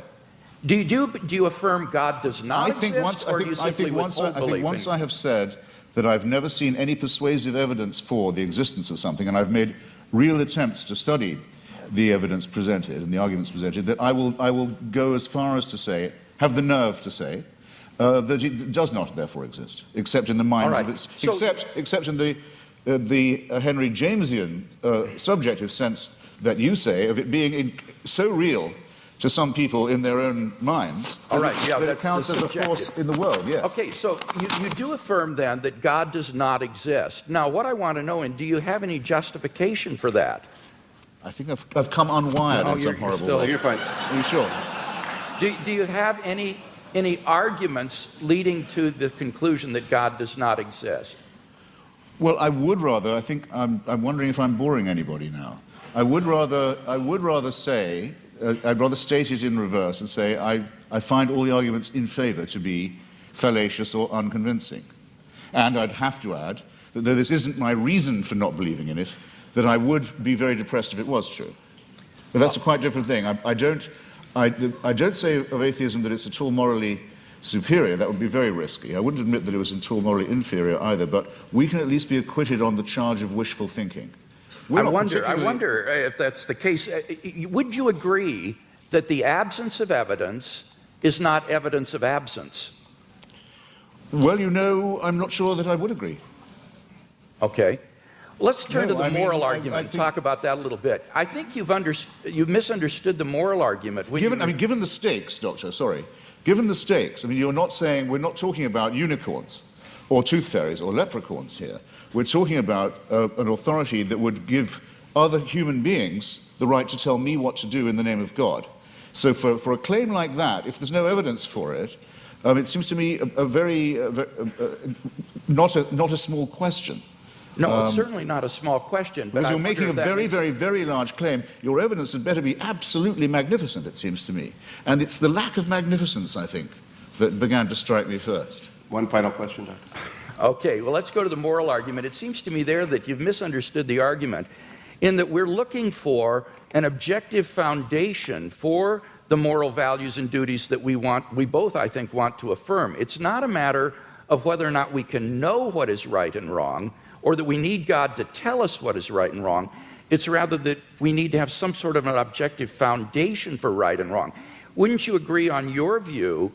It's simply the sociobiological spin-offs of the evolutionary process, and that therefore these do not provide any sort of objective foundation for moral values and duties. That could be true, yes. That Okay. could well be true. Yeah, I don't want to be too much of a reductionist, but it's entirely possible that it is purely evolutionary and functional. One wants to think that there's a bit more to one's love for the fellow creature than that. But it doesn't add one iota of weight or moral gravity to the argument to say, but that's because I don't believe in a supernatural being. It's a non sequitur. Mr. Hitchens, your questions for Dr. Craig. Well, I'd like to know first, you said that the career of Jesus of Nazareth involved a ministry of miracles and exorcisms. When you say exorcism, do you mean that you believe in devils too? What I meant there was that most historians agree that Jesus of Nazareth practiced miracle working and he practiced exorcisms. I'm not committing myself, nor are historians committing themselves to the reality of demons, but they are saying that Jesus did practice exorcism and he practiced healing. So you believe that Jesus of Nazareth caused devils to leave the body of a madman and go into a flock of pigs that hurled themselves down the Gadarene slopes into the sea? Do I believe that's historical? Yes. Right. That would be sorcery, wouldn't it, though? No, it would be an illustration of Jesus' ability to command even the forces of darkness, and therefore an illustration of the sort of divine authority that he was able to command and exercise. This, as I say, is illustrative of this unprecedented sense of divine authority that Jesus of Nazareth had, that he even could command the forces of darkness and that they would obey. So whether you think he was a genuine exorcist or that he merely believed himself to be an exorcist, what is historically undeniable is that he had this radical sense of divine authority, which he expressed by miracle working and exorcisms. Right. And you believe he was born of a virgin? Yes, I believe that as a Christian. I couldn't claim to prove that historically. That's not part of my case tonight. But I as a Christian, I believe that.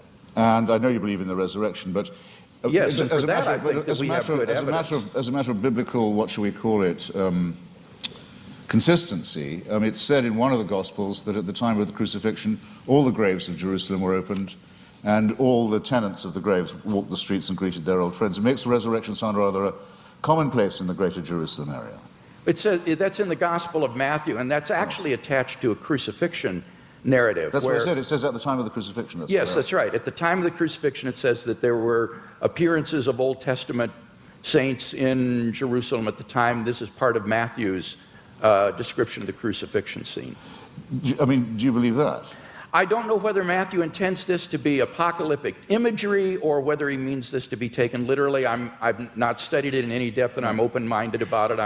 I'm willing to be convinced one way or the other. You'll see the reason I'm pressing you is this because, we know from Scripture that Pharaoh's magicians could produce miracles. In the end, Aaron could outproduce them. But what I'm suggesting to you is even if the laws of nature can be suspended and great miracles can be performed, it doesn't prove the truth of the doctrine of the person who's performing them. Or would you not agree to that? Not necessarily. I think that's right. So somebody could be casting out devils from pigs, and that wouldn't prove he was the Son of God. I think that's right. In fact, there were Jewish exorcists. The only point that I was trying to make there was that this was illustrative of the kind of divine authority that Jesus claimed, especially since he didn't cast them out in God's name, or he didn't perform miracles by praying to God. He would do them in his own authority, so that Jesus exercised an authority that was simply unheard of at that time, and for which he was eventually crucified because it was thought to be blasphemous. Well, it was thought to be blasphemous to claim to be the Messiah, to be exact. I mean, the people who got the closest look at him, the Jewish Sanhedrin, thought that his claims were not genuine. So remember, if you're resting anything on eyewitnesses, the ones who we definitely know were there thought he was bogus. But, okay, I think I've got a rough idea, assuming you make that assumption of his pre-existing divinity, that it's a presuppositionalist case, I can see what you're driving at. Well, no, I'm not I've got a another question. No, I've got another question for you, which is this. How many religions in the world do you believe to be false? I don't know how many religions in the world there are, so I Well, can't could you answer. name... Right. Fair enough. I'll see if I can't narrow that down. That was a clumsily asked question, I admit. Do you regard any of the world's religions to be false? Excuse me? Do you regard any of the world's religions to be false preaching? Yes, I think, yeah, certainly. Would you name one then? Islam. Right, that's quite a lot. Pardon me? That's quite a lot. Yes. Do you think it's moral to preach false religion? No. So religion is responsible for quite a lot of wickedness in the world right there. Certainly. Right. I'd be happy to concede that. I would agree with that. So if I was a baby being born in Saudi Arabia today, would you rather I was me or a Wahhabi Muslim? Would I be? Rather be what? Would you rather it was me? It was an atheist baby or a Wahhabi baby?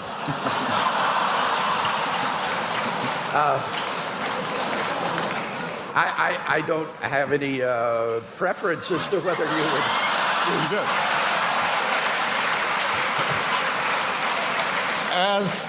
As bad as that. Okay. Are there any? I've only got a few seconds. It's a serious question. I shouldn't squander it. Are there any Christian denominations you regard as false? Certainly. Could I know what they are? Well, I'm not a Calvinist, for example. I think that certain tenets of Reformed theology are incorrect. I would be more in the Wesleyan camp myself.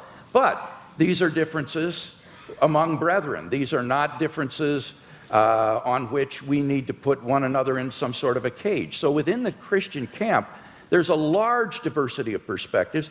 I'm sure there are views that I hold that are probably false. But I'm trying my best to get my theology straight, trying to do the best job, but I think all of us would recognize that none of us agree on every point of Christian doctrine, on every dot and tittle. Before Mr. Hitchens succeeds in launching another series of religious wars among Christians, let's get to the... Let's get to the responses. 7 minutes are each. Dr. Craig, it is your 7 minutes. Okay.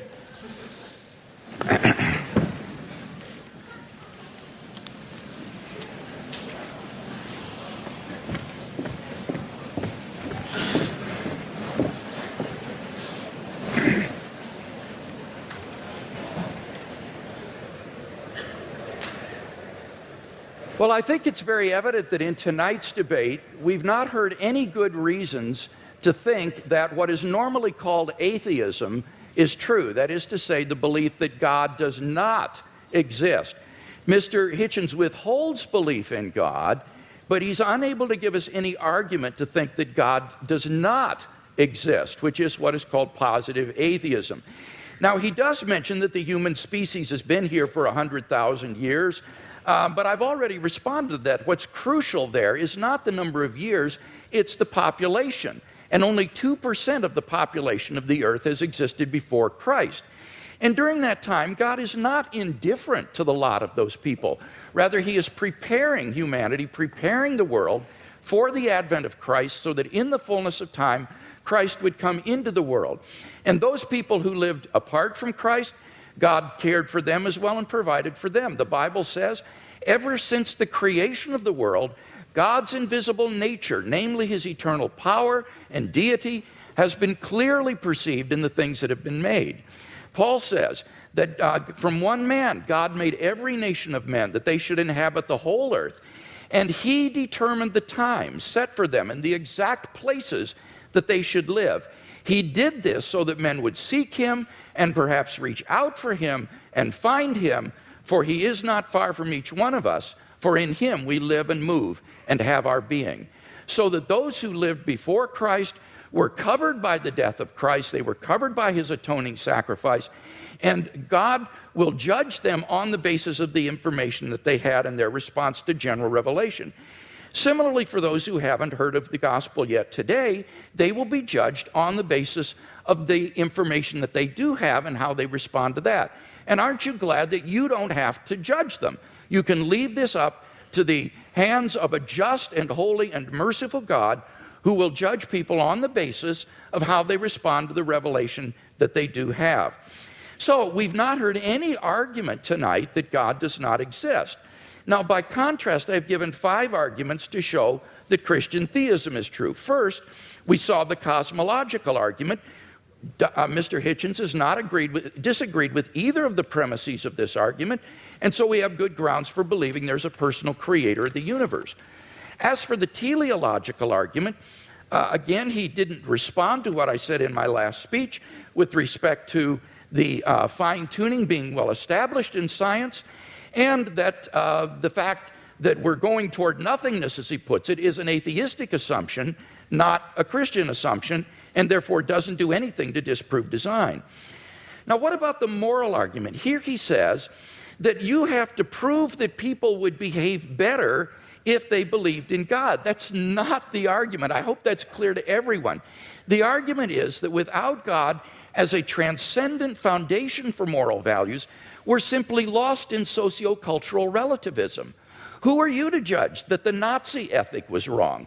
Who are you to judge that the ethic of ancient Hinduism was wrong? Who are you to judge that the Afrikaner apartheid is wrong? This is all just the result of sociocultural evolution, and there is no transcendent objective standard apart from God, and that's what God delivers for us. Now, Mr. Hitchens says, name one moral action that an unbeliever could not take. Well, that's trivially easy. If God exists, there are all kinds of moral duties that we have that the unbeliever could not recognize. At the panel discussion last week in Dallas, when Mr. Hitchens demanded that someone name such an action, a pastor on the panel immediately piped up, how about tithing? Well, leave it to a pastor to think of that, but clearly that's an action that only a believer would take. Even more fundamentally, what about the first and greatest commandment? You shall love the Lord your God with all your heart, with all your strength, with all your mind. That is an action that only a believer can take. No unbeliever can discharge even this most fundamental of moral duties.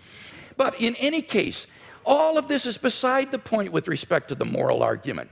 The point is that on atheism, there are no moral obligations for anybody to fulfill. In nature, whatever is right, and Mr. Hitchens is unable to provide any sort of objective foundation for moral values. Massimo Pigliucci is a philosopher of biology. This is what he has to say. He says on atheism, there is no such thing as objective morality. Morality in human cultures has evolved, and what is moral for you might not be moral for the guy next door, and certainly is not moral for the guy across the ocean. And what makes you think that your personal morality is the one and everybody else is wrong? What we call homicide or rape, he said, is very, very common among different kinds of animals. Lions, for example, commit infanticide on a regular basis. Now, are these kinds of acts to be condoned? I don't even know what that means because the lion doesn't understand what morality is. Morality, he says, is an invention of human beings. It's just a convention that human beings have adopted to live together, but it has no objectivity. And that's what I offer Mr. Hitchens tonight, is a solid, transcendent foundation for the moral values that I think he so desperately wants to affirm. What about the resurrection of Jesus?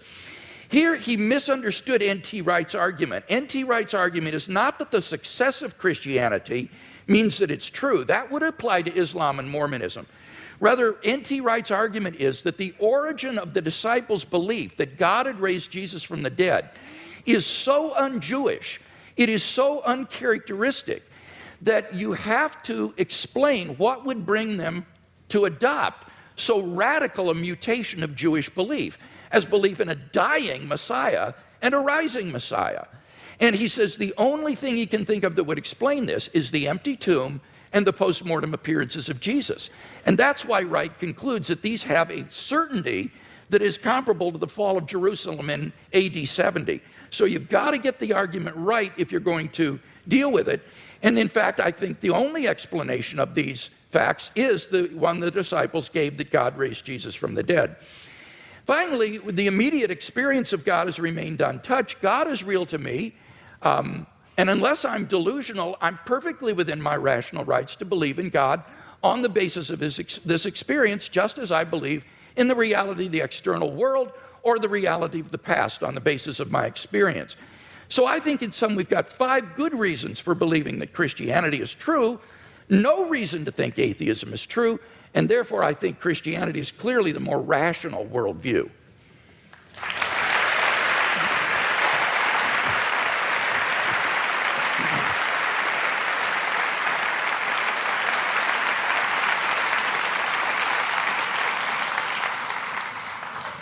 I think it's, you'll correct me if I'm wrong, it's Tertullian, isn't it, who says something like, it's variously translated, credo quia absurdum, that the very improbability of the thing, the very unlikelihood of it, the unlikelihood that anyone would fabricate such a thing, for example, that a Jew could be brought to believe something so extraordinary, is testimony to its truth. I'm sure there can't be anyone who doesn't think that's a little too easy, a little too facile. I myself, for example, have followed the career of a woman known vulgarly in the media as Mother Teresa, an Albanian named Agnes Bojashu, a Catholic fanatic operating in the greater Calcutta area.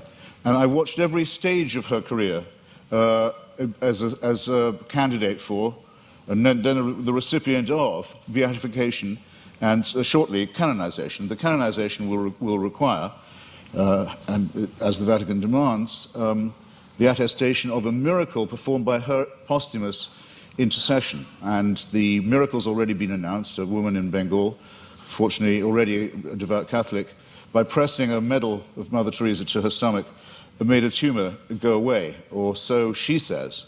All the witnesses to this have since recanted. All the doctors have given a much better explanation of how she was cured, of the swelling and the growth and what the medicines were and so forth, but they're still stuck with it. They have to go ahead with this process because, which will lead to countless untold suffering in India, because it will appear to license the bogus charlatanry of shaman medicine and intercessory medicine rather than the real thing. All of this will have to be gone through, this awful display, in the name of faith. And I just happen to have watched it at every stage, and I can tell you, it's depressingly easy to get a religious rumor started. You can count on an enormous amount of pre-existing credulity among illiterate, frightened, ill-educated populations. There isn't a literate, written down, properly attested witness of any real sort in the Gospels. It is, and you may as well admit it and stick to it because it's what you're good at. It involves an act of faith. Second, on the matter of my moral question, yes, it's true that Doug Wilson said that tithing was something I couldn't do, but then, I'm not moving the goalposts here, I don't think I'd regard giving all my money to the new St. Andrew's Church as a moral act. The only challenge that I've had so far that I really couldn't get out of, I should share it with you, was I was told, well, you couldn't do this. You couldn't say, Father, forgive them for they know not what they do. No, but nor could you, as people of faith. You wouldn't dare. It would be blasphemy for you to do it. There's only one person who can do that, even on your account. So with respect, ladies and gentlemen, I think both my challenges stand. It hasn't been shown that I couldn't be a moral person despite my unbelief, and it has certainly not been demonstrated that unbelief will guarantee you against, the belief will, I'll say it again, that unbelief will ensure you against wickedness. You mentioned things like apartheid and Nazism. Well, let me just run it by you. Partly this often comes up because people say, what about the crimes and wickednesses of the secular world? The apartheid system in South Africa was actually a creation of the Dutch Reformed Church. It was justified theologically as the giving of a promised land to one Christian religious tribe, in which everyone else was supposed to be hewers of wood and drawers of water. It wasn't until the Dutch Reformed Church, under pressure, agreed to drop their racist preachments of many years that the apartheid system could be dismantled. The dictatorship in Greece in 1967 to 74 was proclaimed by the Greek Orthodox Church as a Greece for Christian Greeks.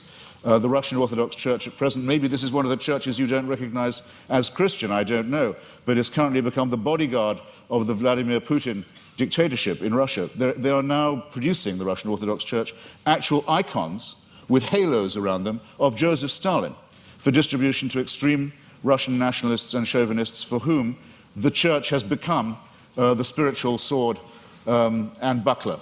In Nazi Germany, prayers were said every year on the Führer's birthday by order of the churches for his survival and well-being.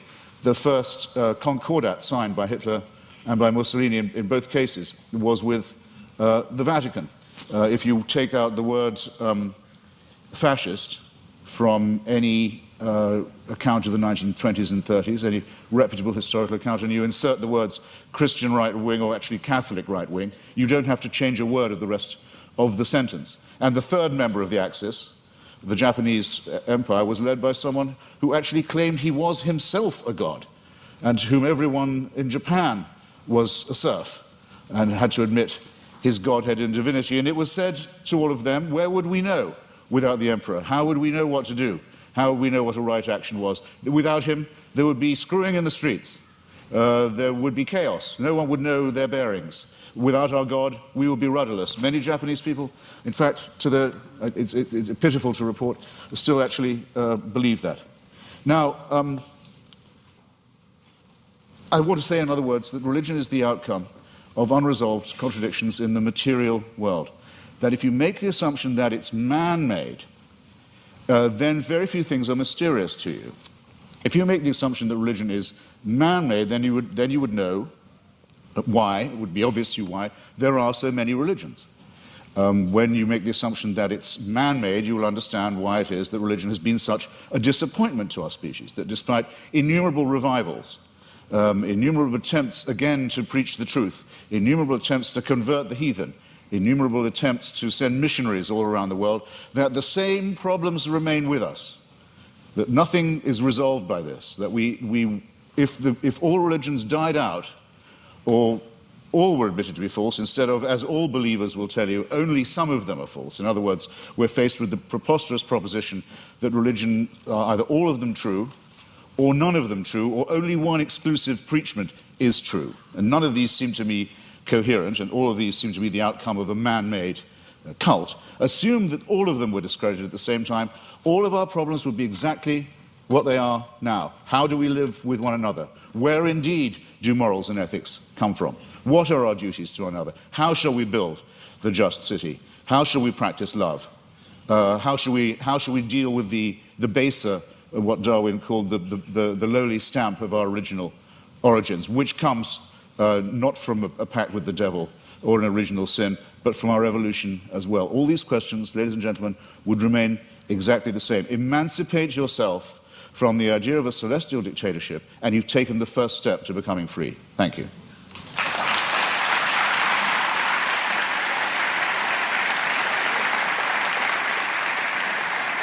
Dr. Craig, your closing argument, 5 minutes.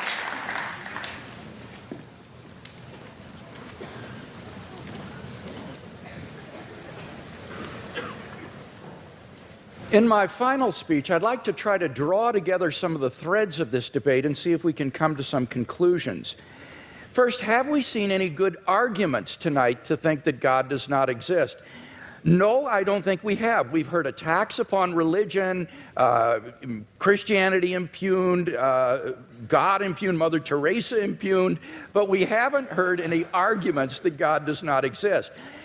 Mr. Hitchens seems to fail to recognize that atheism is itself a worldview, and it claims alone to be true, and all the other religions of the world false. It is no more tolerant than Christianity with respect to these other views. He asserts that he alone has the true worldview, atheism. The only problem is he doesn't have any arguments for this worldview. He just asserts it. So it seems to me that if you're going to have a worldview and champion it tonight, you've got to come to a debate prepared to give some arguments, and we haven't heard any. He did have an argument about evolution, but when I explained that, it actually turned out to be supportive of theism. Evolution actually provides evidence for the existence of a designer of the universe. So we've not heard any good arguments to think that atheism is true. Now, I presented 5 reasons to think that theism is true. And this is what God, or the God hypothesis, does give you. He asks, what does it give us? It explains a broad range of human experience, philosophical, ethical, scientific, historical, experiential. I find the attraction of the God hypothesis is that it is so powerful in making sense of the way the world is. For example, the God hypothesis explains the origin of the universe. Mr. Hitchens has completely dropped this point in tonight's debate when we saw that, in fact, scientific and philosophical evidence points to a beginning of the universe out of nothing, and therefore to a transcendent personal creator of the cosmos. The teleological argument, the fine-tuning that is established in the initial conditions of the universe, not to speak of in the biological complexity that then ensued. And again, Mr. Hitchens has dropped that in the course of the debate tonight. So we have a creator and an intelligent designer of the cosmos. Thirdly, the moral argument. We saw that without God, there are no objective moral values. And here Mr. Hitchens has consistently distorted the argument. He's portrayed the argument as, how would we know moral values if we didn't believe in God? We don't need to believe in a tyrant in order to find moral values. Unbelief doesn't produce wickedness. That is all irrelevant. The point is that there is no foundation on a naturalistic worldview for the moral values and duties that we both want to affirm. And he agrees with that. This is what he says, and I quote.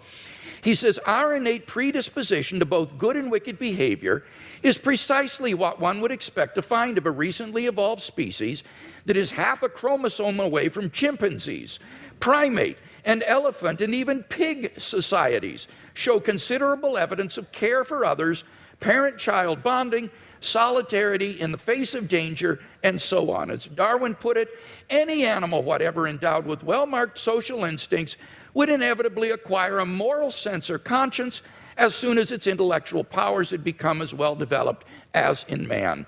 That is the sociobiological explanation of morality. The problem is that moral sense that develops in pig societies, chimpanzees, baboons, and Homo sapiens is illusory on atheism, because there are no objective moral duties or values that we have to fulfill, and that's what the theist can offer Mr. Hitchens. And so I want to invite Mr. Hitchens to think about becoming a Christian tonight.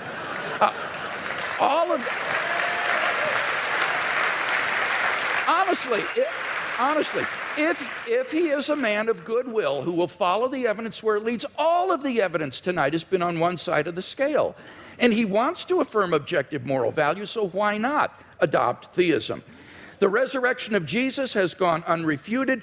The argument is not that it's too improbable to be false. The argument is that you need a historically sufficient explanation to explain why the disciples came to believe this. And there isn't one apart from the empty tomb and appearances. It's not a matter of rumor because the empty tomb was public knowledge in Jerusalem. It would be impossible for Christianity to flourish in Jerusalem in the face of an occupied tomb. Finally, the immediate experience of God. If there's anybody watching or listening to the debate tonight who hasn't found God in a personal, experiential way, then I want to invite you as well to think about becoming a Christian. I became a Christian as a junior in high school, and it changed my entire life.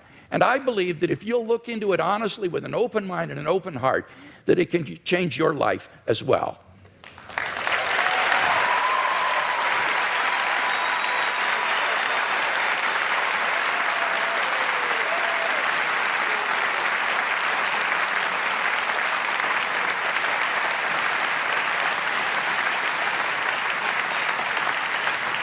Mr. Hitchens has yielded his time, and therefore we move to questions, and we are directing those questions to students tonight. I want to repeat something Dr. Hazen said: there are stupid questions.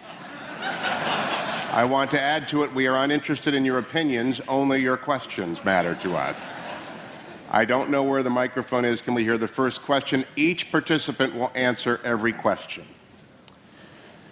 Dr. Craig, Mr. Hitchens, thank you so much. It's been great listening to you both. My question is for Mr. Hitchens. Mr. Hitchens, in your book, God is Not Great, you say that, quote, there are 4 irreducible objections to religious faith, end quote. The third being that religious faith, quote, is both the result and the cause of dangerous sexual repression, end quote. So here's my question for you. Is it good that the Bible prohibits humans from having sex with animals? Or is that an example of dangerous sexual repression?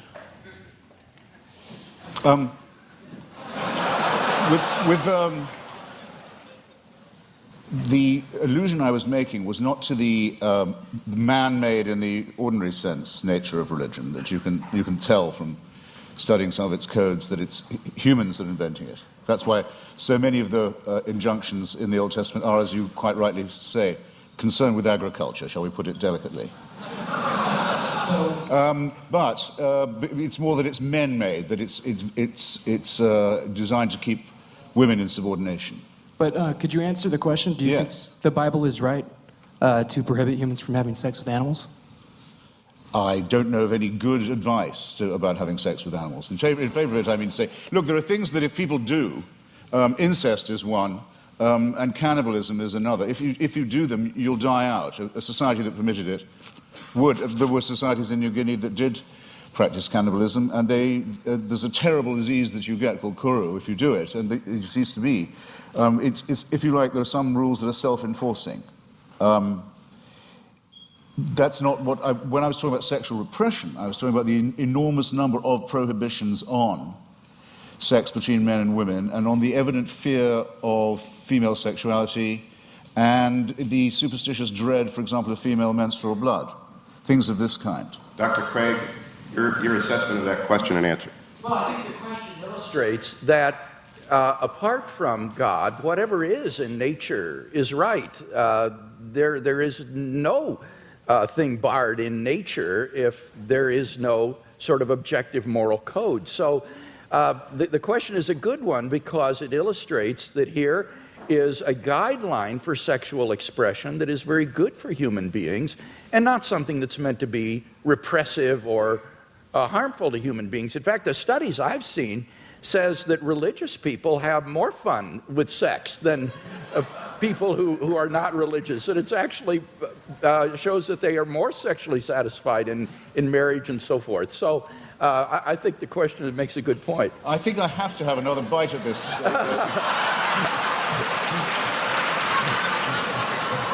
This tempting cherry. You see, if it's true that, as I think it is, that nature is pretty indifferent, pretty callous, pretty random, then who is the designer? But many people say concerning the ban on homosexuality, for example, in the Old Testament, they'll say, well, homosexuality is against God's law and it's against nature's law. Well, in that case, why does nature see to it that so many people are born homosexual? Or, if you want to rephrase it, why does God have so many of his children preferring sex with their own gender?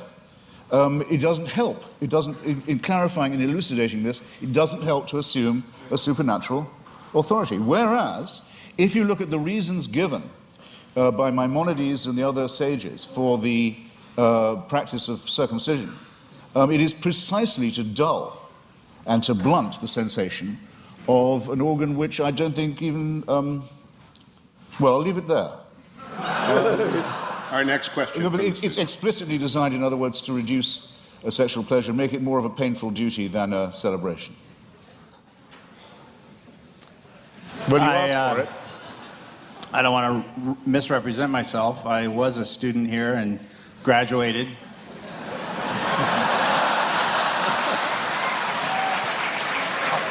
Somewhat by the skin of my teeth, but Mr. Hitchens, you stated that some of your most strongly stated arguments are that the results of religion, violence, death, destruction, the motivation being religion, discredit those who would promote a belief in God. However, I think there's an imbalance there in that the nuclear bomb was created by physicists, and is the most demonstrable violence perpetrated on mankind. So I wonder how you respond to that. Well, physics isn't an ideology. Physics isn't a belief system. It's a science. Well, I think that would be subjective. I mean, you could, any more than the Marie Curie discovering radium makes her practice morally different. I mean, it's not comparing like with like. What I'm talking about are specific religious injunctions to do evil, to mutilate the genitalia of children, for example, to take the pastor, Douglas Wilson, who Dr. Craig was just mentioning, with whom I crossed swords several times this year, recently in Dallas. I happened to be mentioning to him about the commandment to exterminate the Amalekites in one of our debates, and he said that commandment is still valid. If there were any Amalekites, it would be his job to make sure that they were all put to the sword. And some of the virgins left over for slavery, purposes better imagined perhaps than described. I think this is a very serious problem. I'm not taking refuge in the commonplace that sometimes religious people behave badly, that would discredit religion. That would be a very soft option. I'm saying there are specific biblical, scriptural injunctions to do evil.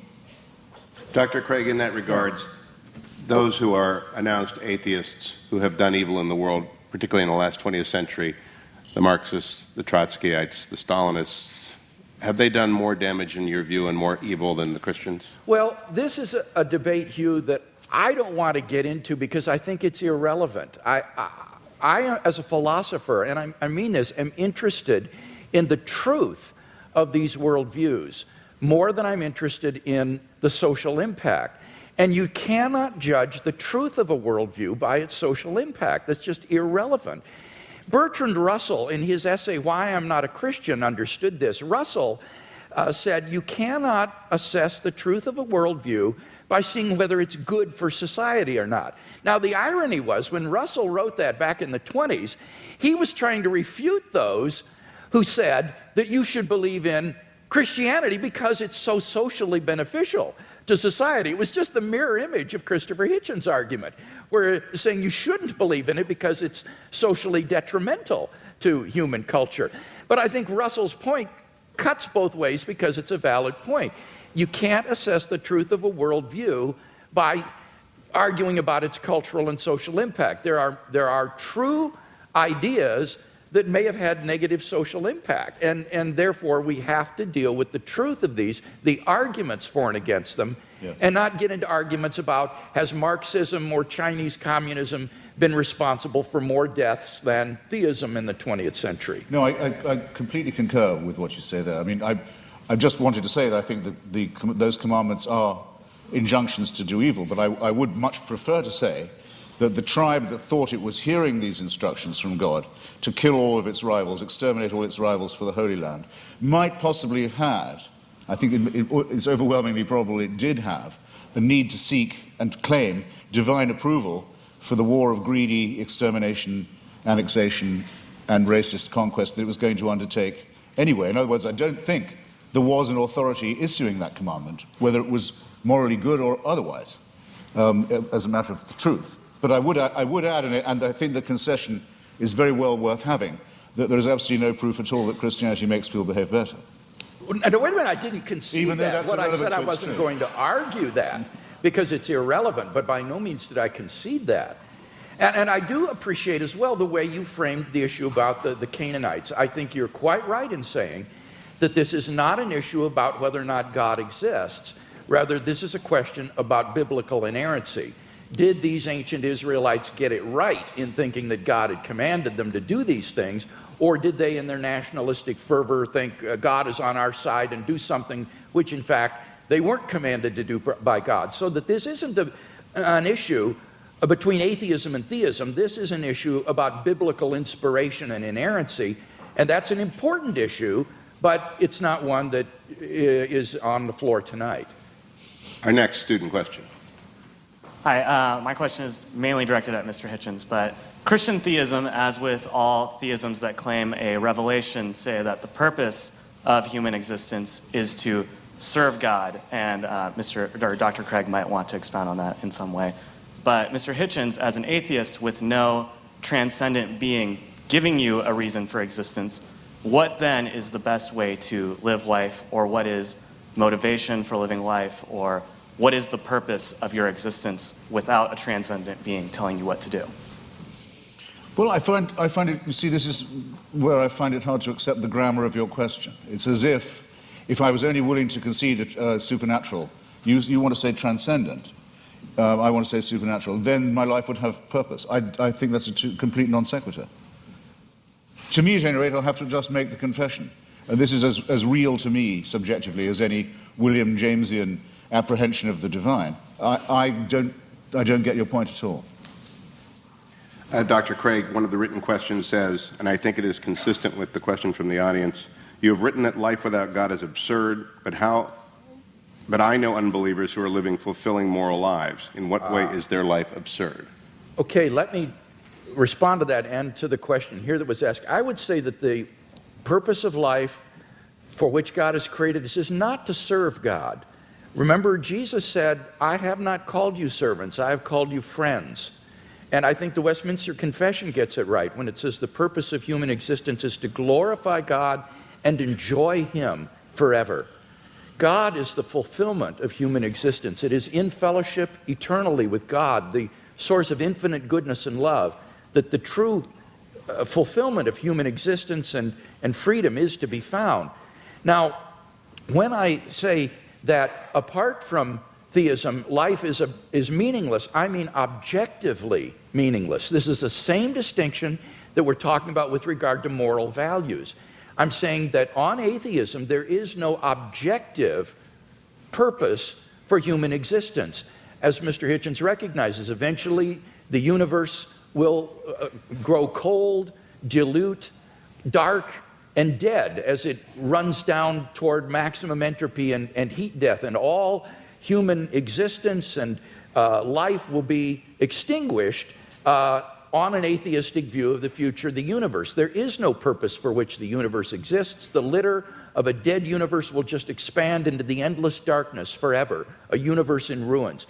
Now, of course, one can still live one's life as an illusion, thinking, well, the purpose of life is to, say, hit 40 home runs and steal 40 bases every year, in the major leagues, and you draw the meaning of your existence from that. But that's not really the meaning of your existence. That's just a subjective illusion. In fact, your existence on atheism is objectively meaningless. So that's the distinction that I was making. Again, it's between objective and mere subjective illusion. Well, I think it has it exactly the wrong way around. You see, as I was beginning to say earlier, we didn't have time in the question period. I wouldn't say that atheism was morally inferior. I wouldn't concede that for a second. I don't want to make a claim for its superiority either, but there may be a slight edge here. We don't believe anything that could be called wishful. In other words, we don't particularly welcome the idea of the annihilation either of ourselves as individuals, the party will go on and will have left and we're not coming back, or of the entropic heat death of the universe. We don't like the idea, but there's a good deal of evidence to suggest that that is what's going to happen. And there's very, very little evidence to suggest that I'll see you all again in some theme park. One nice and one nasty experience. There's absolutely no evidence for that at all. So I'm willing to accept, on the evidence, conclusions that may be unwelcome to me. I'm sorry if I sound as if I'm spelling that out, but I will. Now, you want to know what makes my life meaningful? Generally speaking, it's been struggling myself to be free, and if I can say it without immodesty, Mr. Hewitt kindly said it for me, too flatteringly beforehand, but trying to help others to be free too. That's what's given a lot of meaning to my life and does still, the solidarity with those who want to be as free as I am, partly by luck and partly by my own efforts and the efforts of others. Well, one obstacle to liberty, and that's why I mentioned it, and gave so many examples of it in history and in the present day, is the poisonous role played by fellow primates of mine who think they can tell me what to do in the name of God because God's told them that they have this power. So that's one thing I'd like to be shot of right here in the here and now. And my suspicion is, if you really ask the religious where do they want power and what's the world they care about, the next one or this one, it'll be this one every time, because they too know perfectly well that this is the only life we've got. Yeah, I don't think that's true. It seems to me that on the basis of the resurrection of Jesus, that we have grounds for the hope of immortality. This is the foundation upon which the Christian hope is predicated. So again, it gets back to whether or not one has good grounds for thinking that Jesus was who he claimed to be and that God raised him from the dead. Because if he did, then there is hope of immortality. But then I return your question to me, I return it to you in a different form.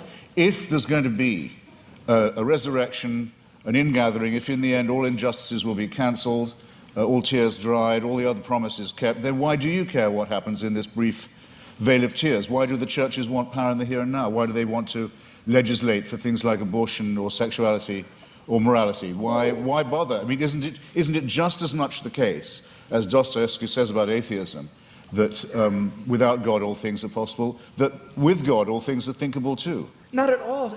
As Dostoevsky said, if there is no immortality, all things are permitted, he said, because it all ends up the same, it all comes out in the wash the same.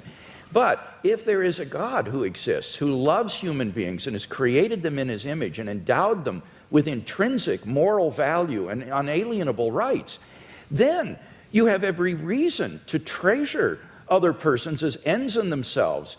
And the desire of pro-life persons to champion the lives of the unborn or the lives of the dying isn't a power grab, Mr. Hitchens. It's because they genuinely care about the lives of innocent human beings that they believe are being wantonly destroyed. So it's a very positive motivation.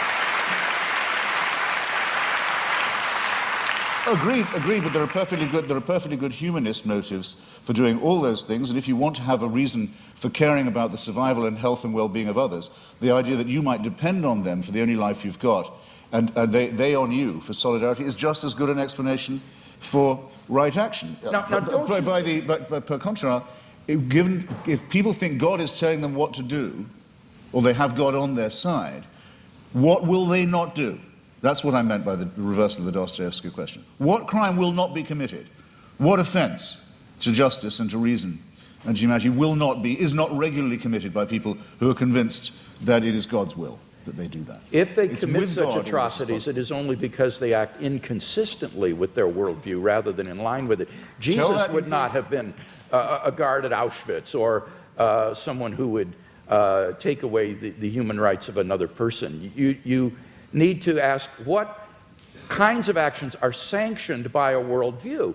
And on atheism, as Dostoevsky said, it seems everything is permitted. Humanism, without God as a basis for humanism, is just a form of speciesism, a bias in favor of your own species. I think Christianity affirms the real basis for humanism. Auschwitz is the outcome of centuries in which the Christian church believed that the Jewish people had called for the blood of Jesus of Nazareth to be on their head for every generation. It's only in one verse in the Bible, I know, but it happens to be the verse the church picked up on. I don't say Jesus would have been a guard there, that's not the point. The point is that this is not an aberration of religion, it is a scriptural injunction, as is the one to kill the Amalekites, as is the one to mutilate the genitals of children. The issue is, would Jesus have been a guard at Auschwitz? Because insofar as people who claim to be his followers were guards at Auschwitz, they were acting inconsistently and in defiance of the ethic of Jesus of Nazareth. Well, you should tell that to the Vatican. I mean, we know Paul Johnson, in his very friendly history of Christianity, says that up to 50 to 60% of the Waffen-SS were practicing, confessing Catholics in good standing. No one was ever threatened with discipline by the church, with excommunication, for example, for taking part in the final solution. The only Nazi ever excommunicated by the church was Joseph Goebbels, and if you like, I'll tell you why. To the student. His wife was a divorced Protestant. He was going to tell us anyway. Excuse me, Christianity does have some standards. Next student. Hi, I'd just like to thank both of you guys for being here. And in the interest of fairness, I know I'm playing devil's advocate here, pun intended, but I think since almost all of the questions are going to be directed towards Mr. Hitchens, I think we should have one for Dr. Craig. They're all for both of us.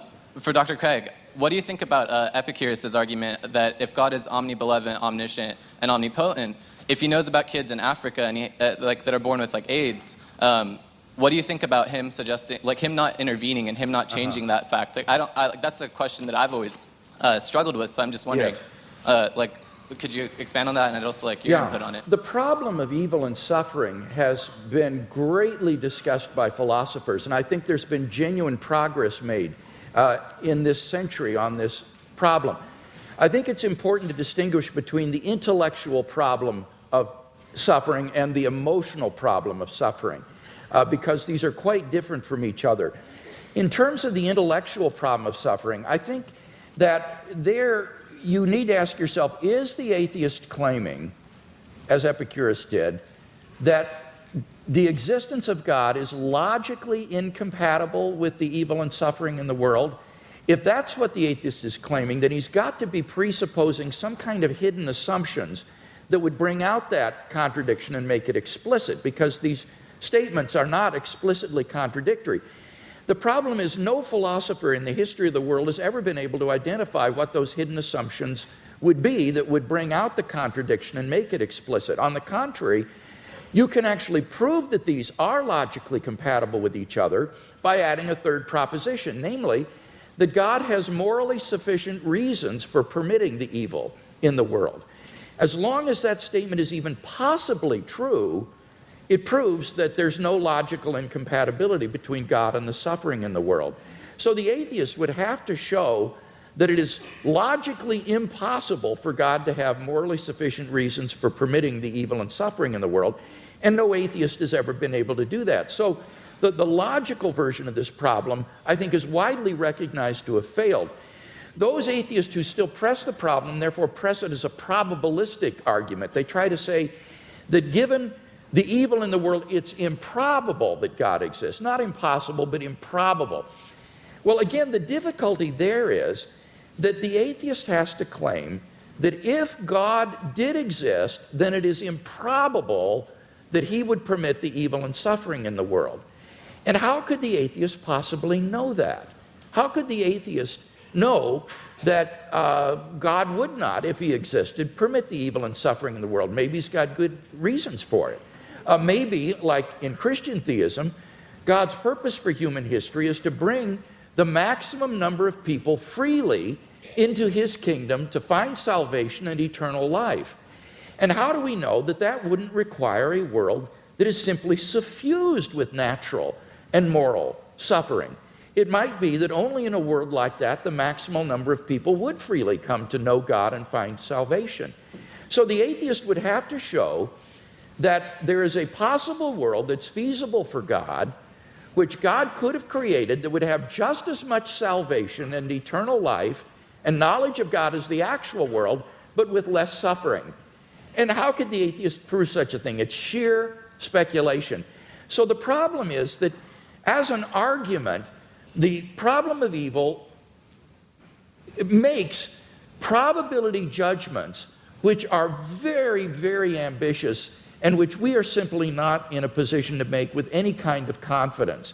Now, I recognize that that philosophical response to the question doesn't deal with the emotional problem of evil. And I think for most people, this isn't really a philosophical problem. It's an emotional problem. They just don't like a God who would permit suffering and pain in the world. And so they turn their backs on him.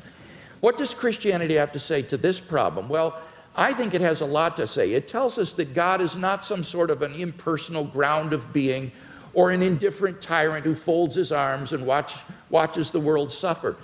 Rather, he is a God who enters into human history in the person of Jesus Christ. And what does he do? He suffers. On the cross, Christ bore a suffering of which we can form no conception. Even though he was innocent, he bore the penalty of the sins of the whole world. None of us can comprehend what he suffered. And I think when we contemplate the cross of Christ and his love for us and what he was willing to undergo for us, it puts the problem of suffering in an entirely different perspective.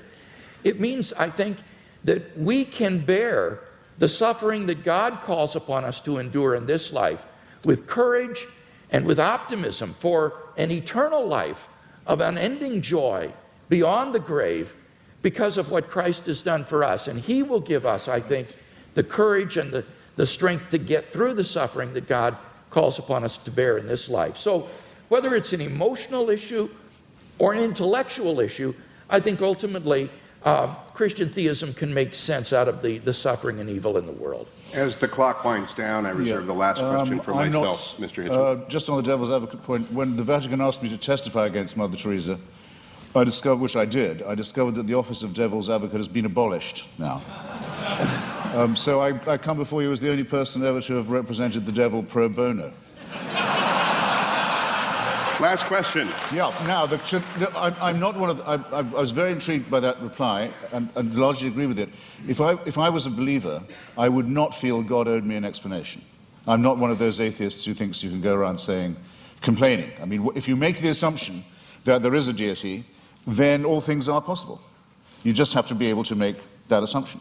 At our debate in Dallas the other day, I mentioned the case of Fräulein Freisel, the Austrian woman who was imprisoned in a dungeon by her father for a quarter of a century and incestuously raped and tortured and kept in the dark with her children for 25 years. And I asked people to imagine how she must have beseeched him, how she must have begged him, and how the children must have, and how they must have prayed, and how those prayers went unanswered, and those beggings and beseechings went unanswered for 25 years.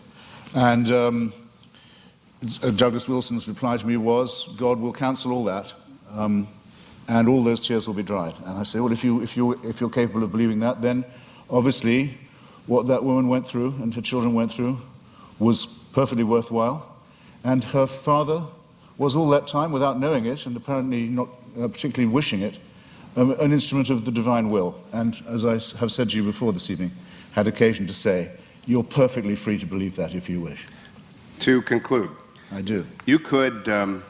Hitchens, you've got 4,000 people here, tens of thousands more watching. You could do the same exchange at Wheaton, at Westmont, at Azusa Pacific, at Point Loma, at Notre Dame, at every great Christian university in the United States. Why do you think so many people come out to see debates with accomplished people like Dr. Craig and you? It's a time for this great question to come up again.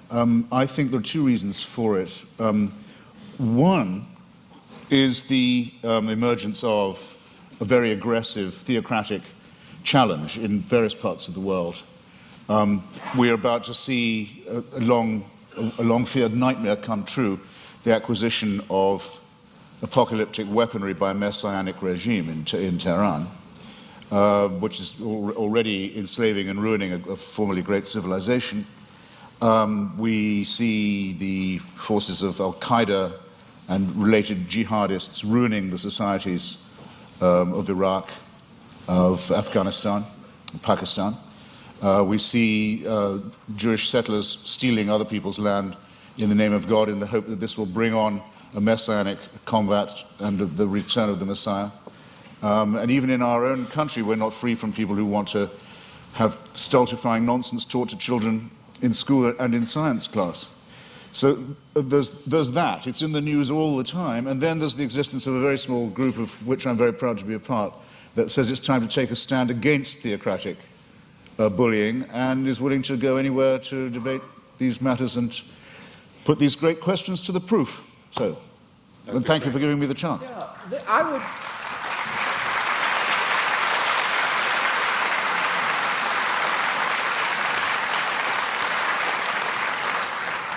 I would answer the question somewhat differently. I think that what we're seeing is the fruit of modernity.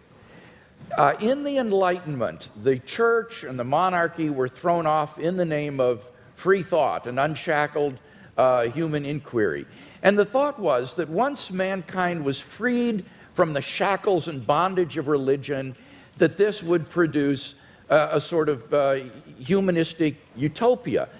And instead, I think what we've come to see is that the fruit of the naturalistic worldview is that mankind is reduced to meaninglessness, valuelessness, and purposelessness. And that therefore the question of God's existence has become all the more poignant in our age because we're beginning to question, I think, the fruit of modernity and questioning scientific naturalism.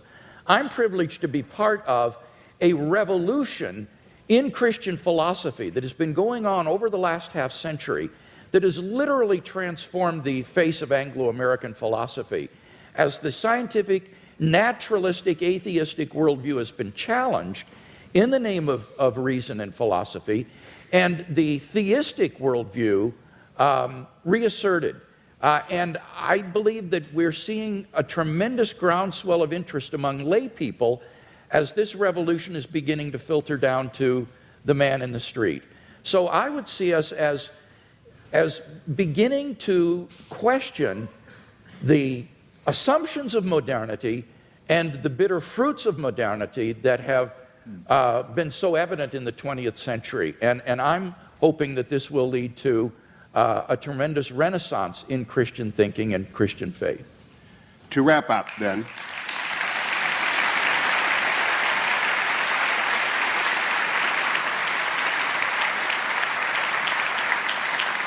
five quick observations and some instructions. Number one, no good society prohibits debates such as this one. Number two, only confident faith welcomes them. Only extraordinary universities stage them. And only very accomplished scholars and intellectuals can make them interesting and entertaining. Please join me in welcoming and thanking our panelists.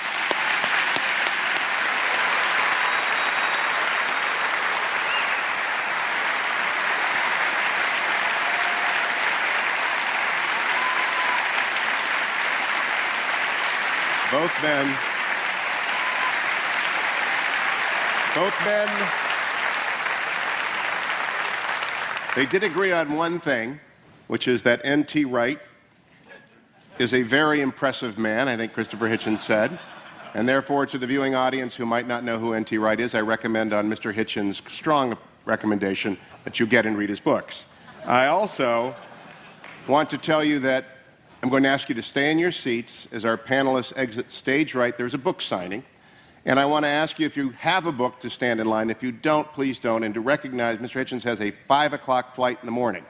So get your book signed. He loves to do that. But please don't ask him about his third cousin that you once met in Melbourne. Just let them get to talk to the book. So, gentlemen, I'm going to let you enter stage left here, and I'll hold them for a second. Thank you very much. Stay there so they can get around back.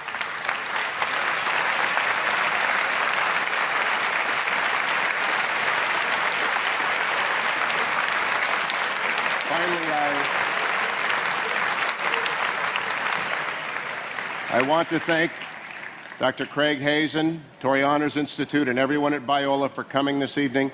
Have a safe, productive trip home. Good night.